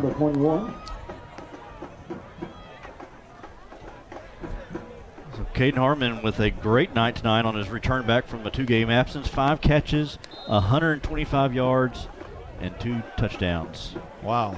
How much has this team missed Fuzz? Caden Harmon. A lot. Man, really have. 1st and 10, right to left. Williams back in the gun. Low snap, looks right side, throws it. It's going to be incomplete, trying to hit his receiver. Louder was in coverage, but the ball just went right through his hands. And that was Jackson, the intended receiver. And it's not only Harmon offensively that you missed, but defensively he's had a great game tonight. He's broke up a couple of plays. He's had a great couple of tackles. As a matter of fact, defensively is probably where you miss him the most, especially when Williams is here and everybody's healthy. But, man alive, what a night he's had tonight. Both sides of the ball. That's another one we could talk to tonight. 2nd down and 10. Williams looks right side again. Throws. Caught. Jackson and dropped. About 7 yards shy of midfield by about 3 at the 47-yard line. Louder with good coverage there, able to tackle him as soon as he got it, but Helpenstein was able to finish him off there with like a forearm shiver there to the receiver as he went to the ground, as he caught that ball. 3rd down and 3, and Lone Oak's taking their time here, down 35-0. 7:52 is rolling off the clock. They may be kind of waving the white flag here. Adair coming to the near side. 2 men in the backfield along with Williams, and Williams is going to keep it right over right tackle. And he's got a lot of room, and he can run that read option. Again, as you mentioned, kind of wondering why they haven't done more of that tonight down to the 41-yard line on the Howe side. I wonder if there is some kind of injury we don't know about, but he's a running threat, and they just have not really utilized him tonight. And obviously he could really have done something there as he got a 1st down. Watch out right here as the left tackle for Lone Oak goes out, which is Heath Kelly.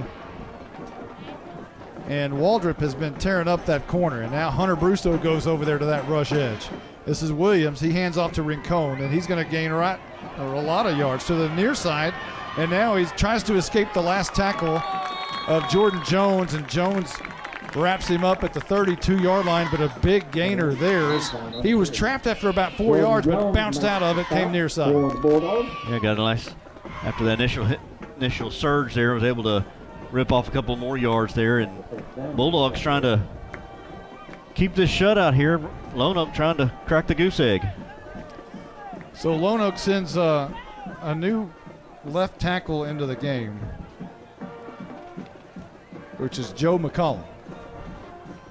And the matchup will be Hunter Brusso on the near side versus McCollum.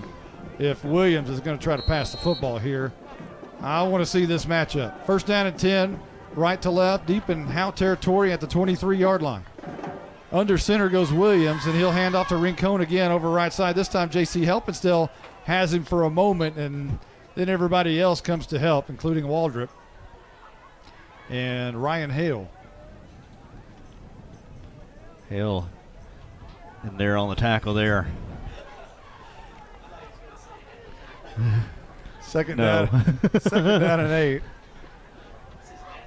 Hale yes. On the tackle.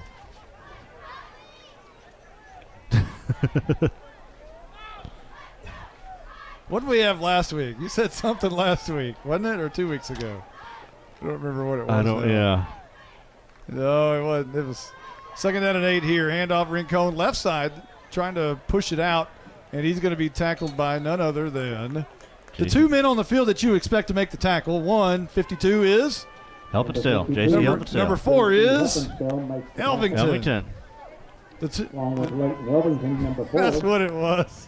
I'm not going there. It's 3rd down and 5. Each week it's something. We figured out what it was, but we're not going to go there. 3rd down and 5.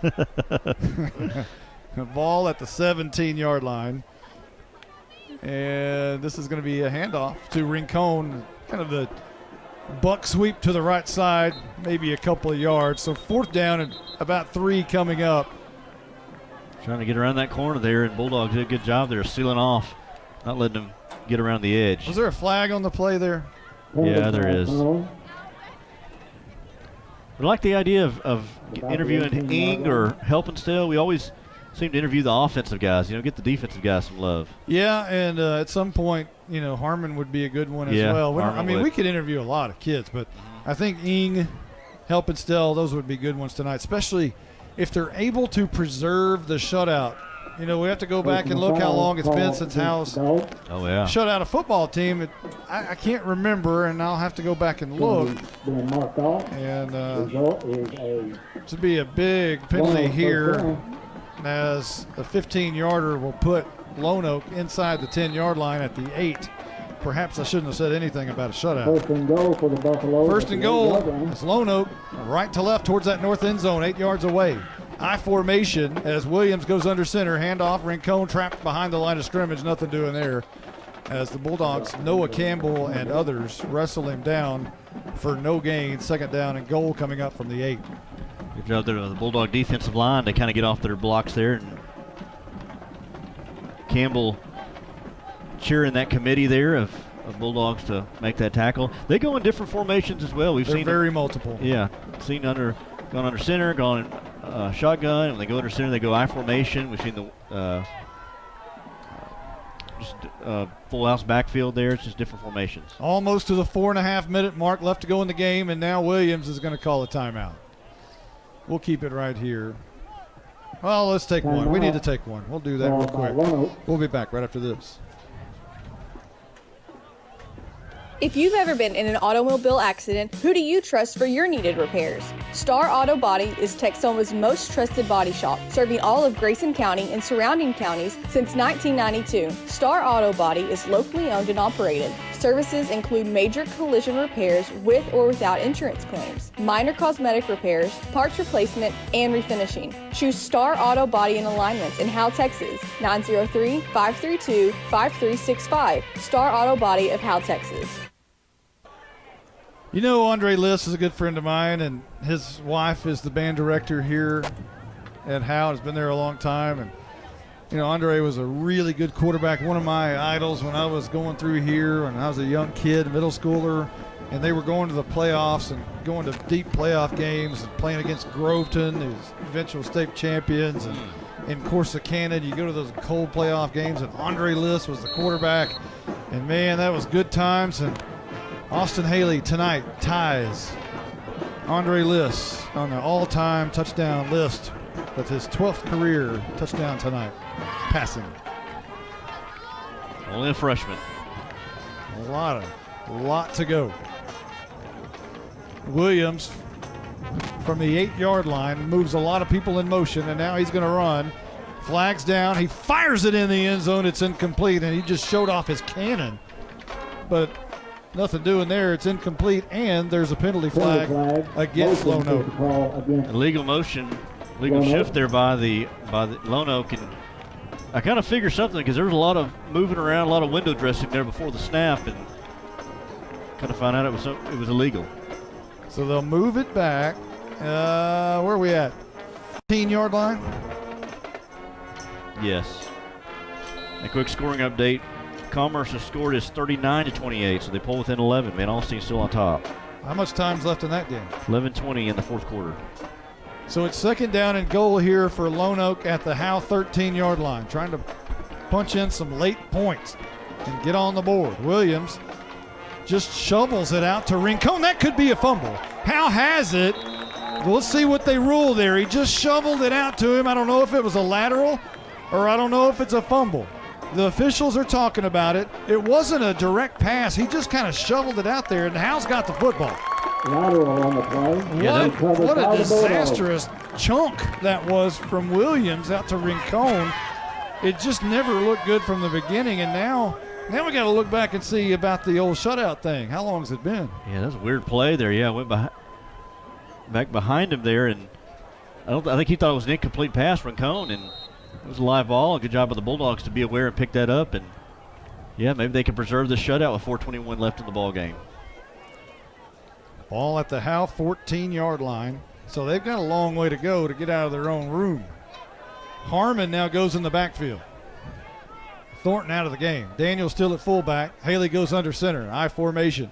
And this is a handoff to Carson Daniels, who has a lot of room, gets a good block from, he could have had a great block from Louder. He was waiting on, had he got that block from Louder, he might have made it to midfield and more, but a great run by Carson Daniels, the best run he's had so far of his young career. Yeah, got to be the longest run here. Again, that fullback dive, just a quick hitter there. And he gets past the first line defense there and able to break it to the outside there. A good run by him. And I thought he was out of bounds, but it looked like they're going to keep the clock going. One thing about Carson Daniels, he's a good, straightforward runner. He's not going to lose yards. He's not going to bounce around, try to get extra yardage off of a end around. He'll just run straight forward, always positive yards. Got Elvington in at fullback now. Haley still in at quarterback. He hands off to Elvington, same play, straight up the middle. He's got a lot of room. A first down run of about 11-12 as the pile keeps pushing forward. And Elvington finally goes down near midfield at the 47-yard line. Everybody gets some carries here. 16 yards by Elvington. And Elvington, who's used to kind of carrying the ball a little bit, playing quarterback last season in that slot T offense, gets the handoff in the first down. Daniels back into the game. Elvington checks out. He does some kind of a high five with Zagleski, and now his dad, Mr. Elvington, goes over and says a word to him. I'm sure that's a proud dad moment. Ball near midfield, 1st and 10 at the 47-yard line. Howe trying to kill the clock. 3:16 left to go. I formation, Daniels at fullback. And this time it'll be Harmon, and he's straight up the middle, and he's shot out of a cannon. 40, makes a move and a cut at the 35. It's a foot race to the 20. He's still diving, trying to get past tacklers. Still pushing the pile forward. Flags everywhere at the 15-yard line. My goodness, Harmon just will not go down, and it could be a face mask at the end of that. A massive hole, again, roping up on right there in the middle of the line, around the center and the left guard there. And Caden Harmon goes through it and then uses speed and athleticism to get out the outside, break tackles, and I believe that may be a face mask tacked on at the end. It is. Personal foul, face mask against Lono. Man, alive. And it's not like Howe's just trying to run it up. They're just running straight up the middle. Run the ball and just take what the defense gives them, and they may make this 42-0. Ball spotted at the 5, is that right? It is.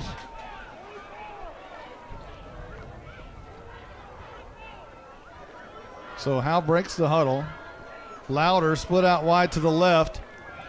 Near side is Wyndon. Everybody else tight, I formation.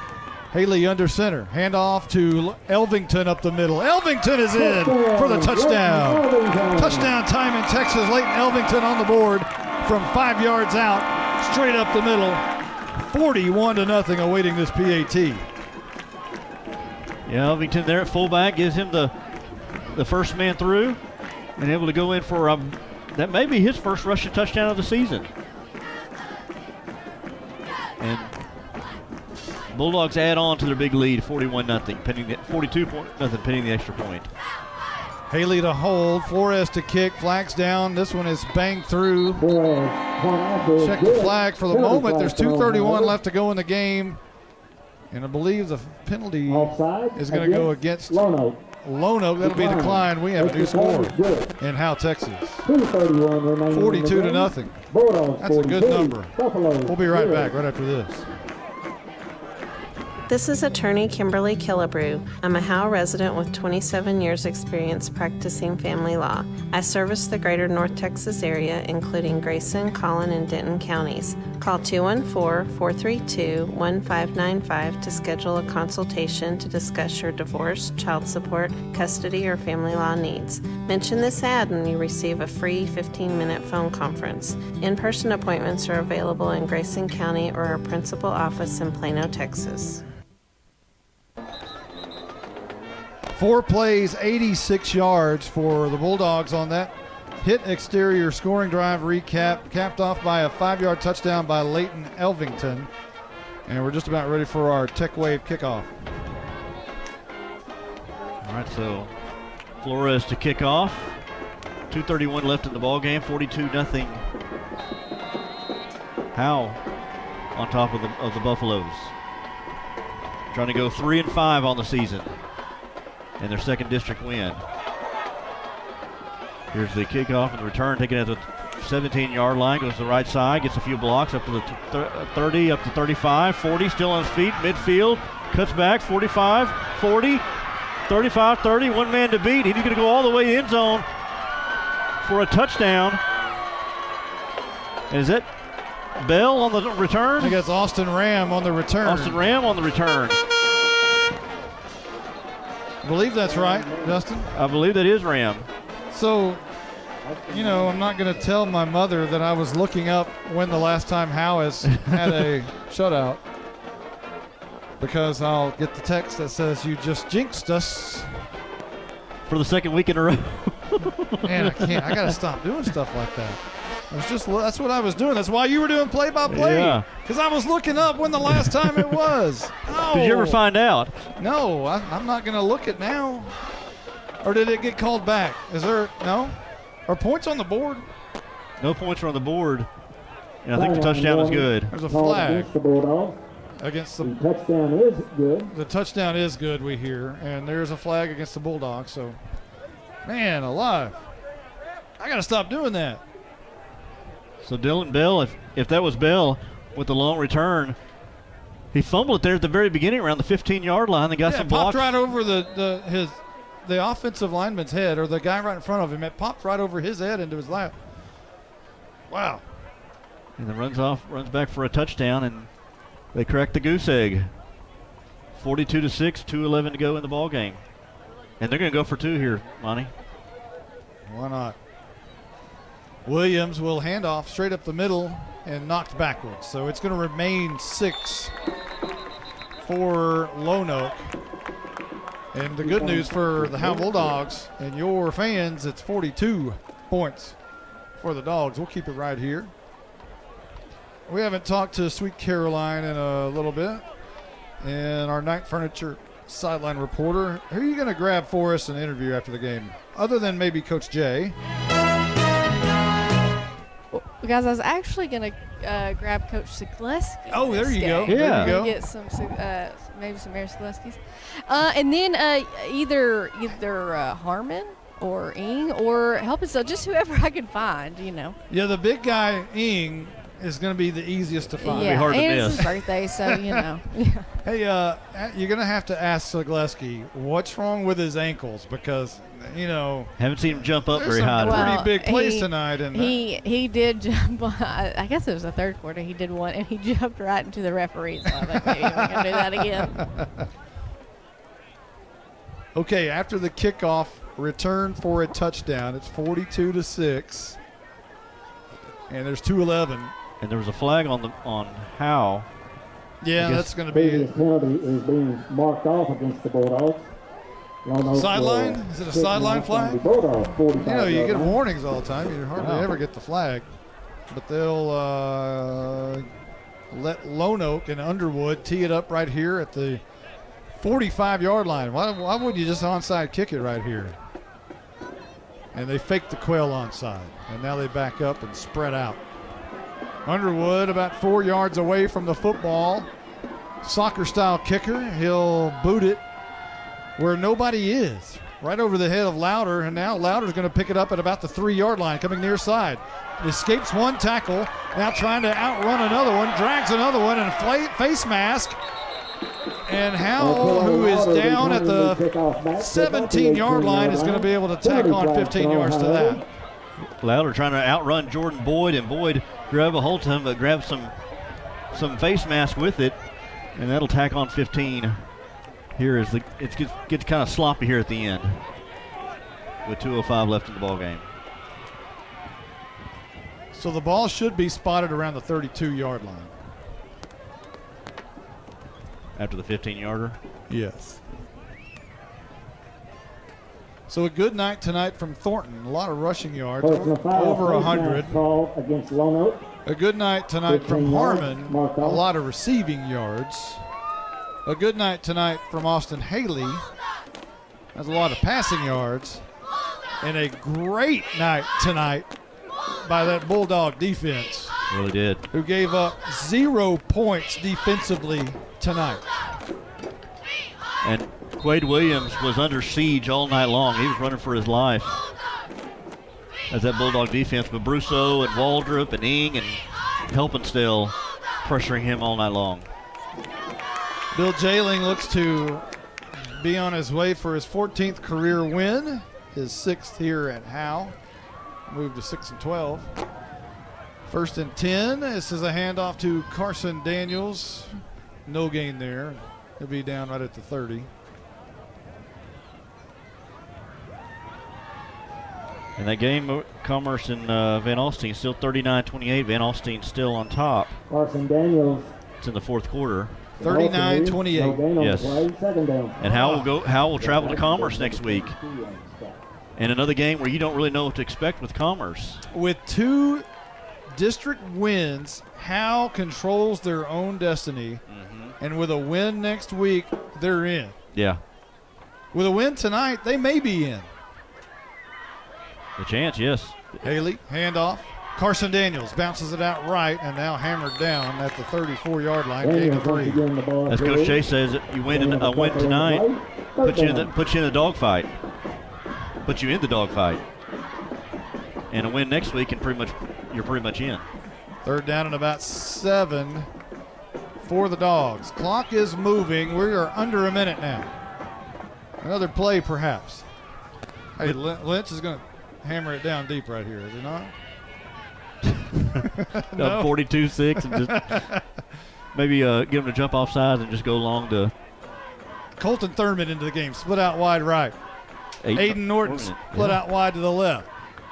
Haley handoff. Carson Daniels, big hole, midfield, 45, and a big run. A big hole on the right side. Carson Daniels. First down, Dogs. They've been making openings all night long, and Carson Daniels, the recipient of that one, and mows over a defender in the process. You said he's not going to go around or juke anybody. He's going to bull run over him. He did that there in that long run. And that may be the final play of the game. Ball at the 42, 20 seconds. 19 delicious seconds here at Bulldog Stadium. There's one game to go here in this place at the Dog Pound, and that's Van Alstyne, and that game's going to mean something. How your Bulldogs are in the playoff hunt with a 42-6 win here tonight at the Dog Pound. And a convincing win here tonight. You didn't know what to expect from Lone Oak with all the coaching changes and all the stuff going on over there, but the Bulldogs stepped up to the plate and made a statement here against Lone Oak. Refused to be surprised by anything. You know, and it's one thing to go out there and beat Lone Oak. It's another thing to go out there and completely dominate this football team. And tonight, the Howe Bulldogs completely dominated a team in which everybody said you should dominate, and they did it. Yeah, there was no question about it from the beginning. They did what they needed to do. No disrespect to Lone Oak, but kind of kicked them while they're down and won a game that you should win. And now you get ready for you celebrate this one, and you get ready for a Commerce team that beat you pretty soundly last year. So with 25 seconds left in the game, Van Alstyne's moved it on up 46-28 over Commerce. That one appears to be over. Okay. So we know what we know now. We thought we'd learn a lot tonight about Commerce and Van Alstyne. We learned Van Alstyne is they're going to be the tougher matchup, but I think both teams. I think Howe's got a shot. Well, Van Alstyne, I don't want to start thinking ahead, but for the second they had earlier against Rains, they had some trouble there from the beginning. School song, fight song. Here we go.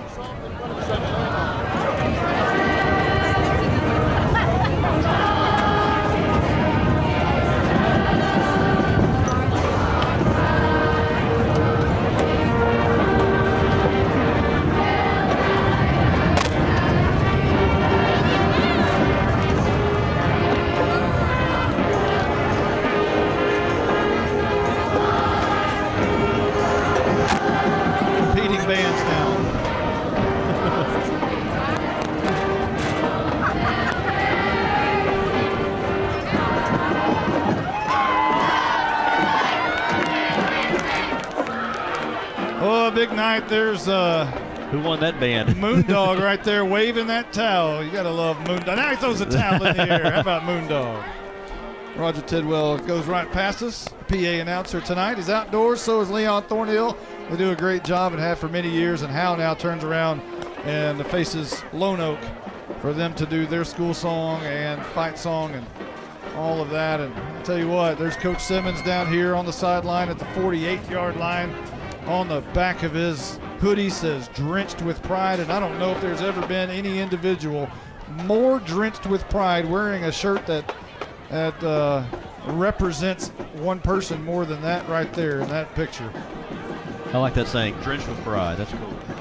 So tonight, our sideline personnel, Caroline, will meet with Jaron Ing, perhaps. Coach Sigleski tonight. You know, Coach Sigleski, the defensive coordinator of this football team, has got to be happy.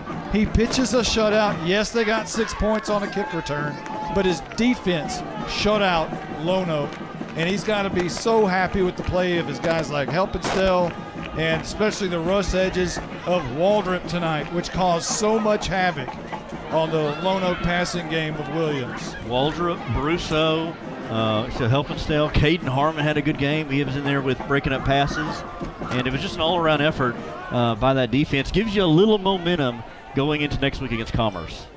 She was talking, I believe, down there with Clay Wilson, which scares me a little bit because he's always giving her nuggets. So you never know what's going to happen. Hey, you might tell Mr. Wilson that there's some clowns behind the bleachers. Hey, He is terrified of clowns. Oh. You might just let him know there's a clown underneath the bleachers. Monty wanted me to tell you that there's some clowns under. We got some clowns coming down on the track after the game. Send those clowns right back to Lone Oak is what we're going to do. First live bit right there. Is that going to make the highlights? Oh, it's going to make the highlights. That's it right there. That's where you go. You go, thanks, Bob. Back to you, Bob. So funny because he grabs my mic all the time and he's never live, but that time he was. That's funny. That's funny right there. We got some clowns underneath us. We're sending these clowns home. That was hilarious. Oh goodness! So Coach Jay talking to his troops down there on the field at about the 40-yard line. There's got to be a happy moment. These kids are going to be a little bit stoked after this game. Hey, nobody. We talked about this in the coaches show. No one, and I mean no one, zero people talked about this Howe Bulldog football team in 2019 having a chance to make the playoffs. Not one person would have mentioned that a few years ago, looking forward, trying to forecast this team with the type of players that they had. What they didn't factor in was Jalen Thornton. They didn't factor in Brandon Williams. They didn't factor in a freshman quarterback. They didn't factor in a freshman fullback. They didn't factor in Jaron Ing and all these kids blossoming into what they are. They certainly didn't factor in a trumpet player being one of their best defensive players of the year. Just outstanding. This team has come from nowhere over the past several years to here they are knocking on the door of the playoffs. Yeah, if anything, a lot of people thought this was going to be kind of some down years here with last year, this year, maybe next year. But the Bulldogs have surprised a lot of people here. And there's still 2 games left here to make some noise, and playoffs have not been announced yet. Making the playoffs was the goal of this year. Just get in the tournament. Just in the tournament and get those kids some experience under the big lights, in the big crowd. And now Caroline has free reign just to find who she wants, and I'm trying to find. Right there at the 50. You got all help right. still. We got JC. We've been talking about you all night. First of all, how do you feel? I feel great. Again, our second district win makes the playoff dream seem a lot more real right now. Yeah, the last stats I have for you are 10 tackles. Now, that was earlier in the second half, so that could have changed. What are you taking into next week after this game? I think we just got to, keep our intensity up, throughout practice, everything. Keep playing for our coaches and just, keep rolling with it. We did great, JC. Good luck next week. All right, nice job down there. You see the shirtless cowboys on the field. That's an interesting sight. With the cut off shorts. Jorts. They've got jorts. And cowboy boots. Yeah, so Zagleski is down here with Mr. Wilson, way down here at the 25-yard line. Yep. And I'm looking for Jaron Ing, who may be. Oh, he's Ing right is there. at Ing the is up there. 40-yard line. Yeah, by the naked Cowboys. Or shirtless Cowboys, I should say. Zagleski here in a minute. Okay. Just there you go. I got him. Coach Zagleski. Hey, what happened with the Air Zagleskis? They were wondering if your ankles were broke up there. I said you got one and you jumped into the referee. You're like, oh, sorry about that. It wasn't me though. That was Coach. It wasn't me. Oh, I thought it. My bad. Well, Coach. I had at that point. Well, you held this Lone Oak team to 6 points. How do you feel about your defense?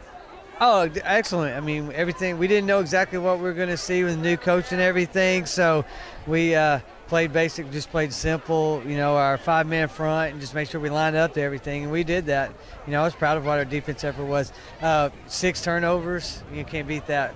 Yeah, they did great. What are you taking from this game? What are you going to take into next week against Commerce? The momentum, the way we play defense, it's going to be hard to stop. He's elusive, I guess, in backyard. A lot of, backyard football, they fumble the football, things like that, and then he runs for 20, 25 yards. So the way that we contained on the edge, moving Steven there to the end, I think that's going to help us, keeping him, moving forward. And then what we're doing is kind of a lot of little, Salina GA stuff to it. So it's built in to keep the guys off the linebackers so they make plays, and that will be the big thing for next week. Thank you very much. Good game tonight, and good luck next week. A Salina GA reference. Well, Zagleski took over for GA Moore at Aubrey several years ago. I'm looking for Jaron Ing, and where did he go? He was at the 40. Where is he? 72? 72. Let's see. You should be able to miss him. Yes. What is a team?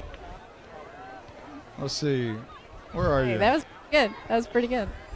Let me see. I had Mr. Campbell. Oh, I found him. I think you found him? Well, yeah. I don't know. I lost her. Yeah, where are you at, Caroline? She found somebody. I heard something. How's her battery doing? Can y'all hear me? Oh, there we go. Can y'all hear me? Yeah. Okay, there we go. There you go. Where are you at? I am on, I don't even know. Just go ahead. Go ahead. You got I'm waiting on, he's getting a picture made. Oh, you've got Ing. Okay. Yeah. Oh, I see it. Birthday boy. Big game tonight defensively. Huge game defensively. He really did. A big sack and everything. Yeah, a great Even if game. it wasn't he get tackled, he was disrupting. All right, I got him. Backfield. Well, first of all, happy birthday. What a great birthday gift. How old are you? 18. Happy birthday. You had a great game defensively. All you guys played defensive. How you feeling? I'm feeling great. This is the best birthday. Oh, that's awesome. Well, how do you feel about your defense and about your team playing tonight? Everybody plays together. We really stressed that this week together. Playing, so we're going to playoffs this year.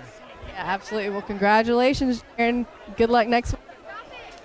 All right, that's Carolina, Jaron Ing, and J.C. Helpenstell, and Mike Zagleski, and great job with your interviews there. Michelle Carney doesn't want to talk. She want an interview? No, she was just telling me that it's Jaron's birthday. Yeah, the big birthday boy today. He's 18. Hey, Justin, you gonna sing "Happy Birthday" to him? I think I'm good. I'm sure enough people have done that today for him. All right, well, let's wrap this one up. I tell you what, we won't even recap it because it's been such a good one. We're ready to get out of here. And Most celebrate. important part is the scoreboard, 42-6. 42-6. I'll tell you what, let's do recap it because there's probably people tuning in from outside Bulldog Stadium and from Commerce and Van Alstyne games and such. So quickly, let's recap the game. Howe got the ball first, had to punt after the first 3 plays, and then Lone Oak took it and they had to punt after 5 plays. Howe then started their offense, and they got the ball at the 29-yard line and rushed down to the 3-yard line after some penalties against Lone Oak. And it was a 3-yard touchdown by Jalen Thornton, his first of the night, capped off a 3-play 71 drive for Howe, gave Howe an early 7-0 lead with 7:12 left to go in the first quarter. Turned it over to the Lone Oak Buffaloes, who started at their own 40, turned it over on downs after a great play by the rush edge of Waldrop. That gave Howe the ball at their own 29-yard line. with 5:03 remaining in quarter number 1. They marched down the field, 5 plays, 71 yards, punched it in on a 33-yard touchdown by Jalen Thornton, his second of the night. That made it 14-0 with 2:51 left to go in quarter number 1. Lone Oak's next possession ended in a fumble, which gave Howe the ball at their 48-yard line. They went down 8 plays, 48 yards, an 8-yard touchdown pass from Haley to Harmon to give Howe a 21-0 lead with 8:21 left in quarter number 2. Lone Oak got the ball. An interception by Arturo Lauder gave it back to Howe at the 32-yard line with 6:04 remaining in second quarter, but Howe turned it over on downs back to Lone Oak. Lone Oak turnover on downs back to Howe. And then Howe with 42 seconds left from their own 20-yard line right before the half decided to hammer the ball down the field, try to get points before the half. An interception on Austin Haley gave Lone Oak a scoring opportunity with 31 seconds left, 5 yards away from pay dirt. However, in the end zone, Jordan Jones went up for a jump ball, brought it down, and gave Howe the ball on a turnover with 9 seconds to go. They killed it, went to the half with the 21-0 lead. We go to the second half. Lone Oak opens with the ball. They fumble. It was recovered by Jones, so a big back-to-back series there by Jordan Jones. Howe gets it, turns it over on downs. Everything slows down a little bit at that point. Lone Oak gets it at their own 38, drives 5 plays, and Caden Harmon intercepts the ball to give Howe the ball at their own 46-yard line. What do? They drive 7 plays, 54 yards, and the big play was a 29-yarder from Haley to Wyndon to the 1-yard line where Haley punches it in on the quarterback sneak to give Howe the advantage of 28-0 with 2:34 left to go in the third. Lone Oak punts. Howe takes it at their own 14. They punt and give it to Lone Oak with 1 second left in the third at the 44-yard line, but Lone Oak turns it over on downs. Howe takes it with 11:03 left to go in the game from their own 40-yard line, drive 6 plays, 60 yards, and it was a 46-yard touchdown from Haley to Harmon, and that one was Harmon who did most all the work, outrunning the defense to the end zone, and that gave Howe a 35-0 score with 8:34 remaining in the game. Lone Oak's next possession went 8 plays, ended in a fumble. And Howe took over at their own 14-yard line, raced 86 yards on 4 plays, and Leighton Elvington got in the end zone with a 5-yard touchdown run up the middle from his fullback position tonight to give Howe a 42-0 lead with 2:31 left in the game. Then we started looking to see when the last time Howe shut out an opponent. We started flipping through the notes, and as we were flipping through the notes, it was a kick return by Lone Oak all the way 80 yards for the score to break the shutout and basically end the game where we are right now, 42-6. The score, it's final. Nothing but happy Bulldog fans, parents, all on the field, smiling, having a good time. You know, one thing I noticed about Coach Zagleski in that interview, he said the Bulldogs had 6 turnovers, and the fact that they force about 2-3 turnovers a game. And so this defense has really done. They've had trouble with the read option at times, and they'll have their issues next week with an evasive quarterback in there at Commerce. But and read the text from my mother. Oh no! What does it say? Stop jinxing them. Stop jinxing them. Yes, I'm telling you. Hey, Caroline, if you're going to turn on this victory light, you better get up here because oh, there you are. So there we go. Let's open this app. There we go. Wemo. So now you just got to hit that little button right there. That little button, and the victory light is on. Caroline has turned the victory light on. So everybody in downtown do this. There you go. There you go. Victory light is on. Congratulations to the Howe Bulldogs. Are we going to have any numbers from where's Blizzard? Where's the Blizzard? Has Blizzard got any numbers for us? You going to do any numbers for us tonight? You ready for us? Hey, we're going to turn it over to Blizzard. I'll let him have mine. All right. So, Blizzard, step on in here. I'll get you cranked up.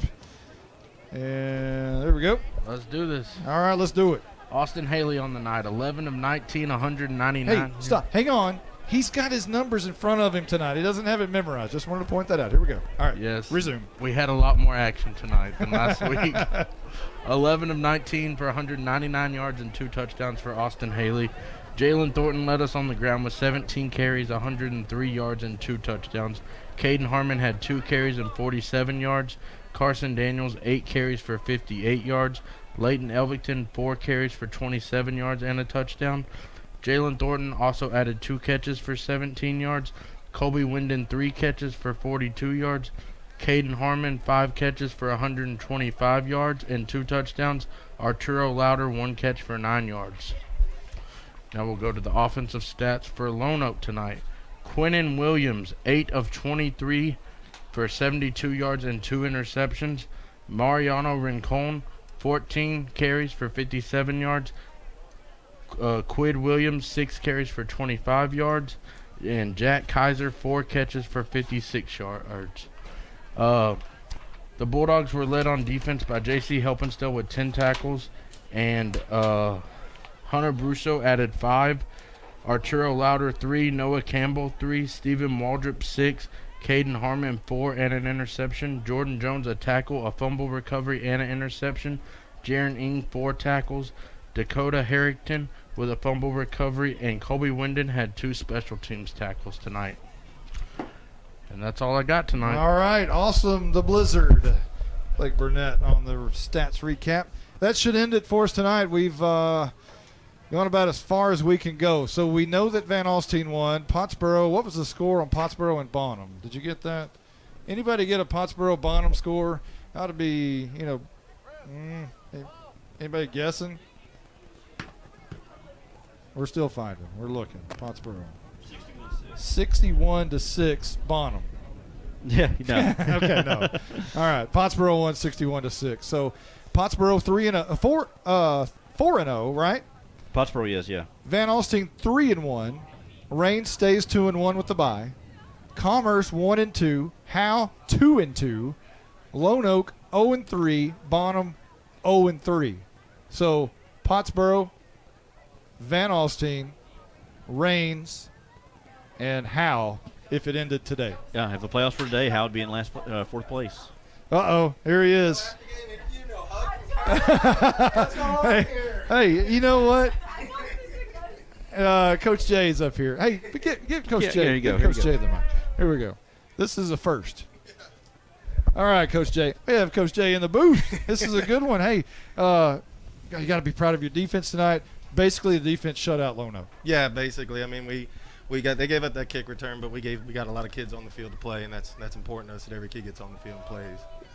The play of Waldrop on the edge, their left tackle, unable to contain him all night long. Waldrop just really made the difference. Their passing game was nada, and it basically was because of the pressure of Waldrop. Yeah, Waldrop did a great job coming off the edge tonight. He did a good job. Hunter Brewster did a good job of tying up that tight end when he had him to his side.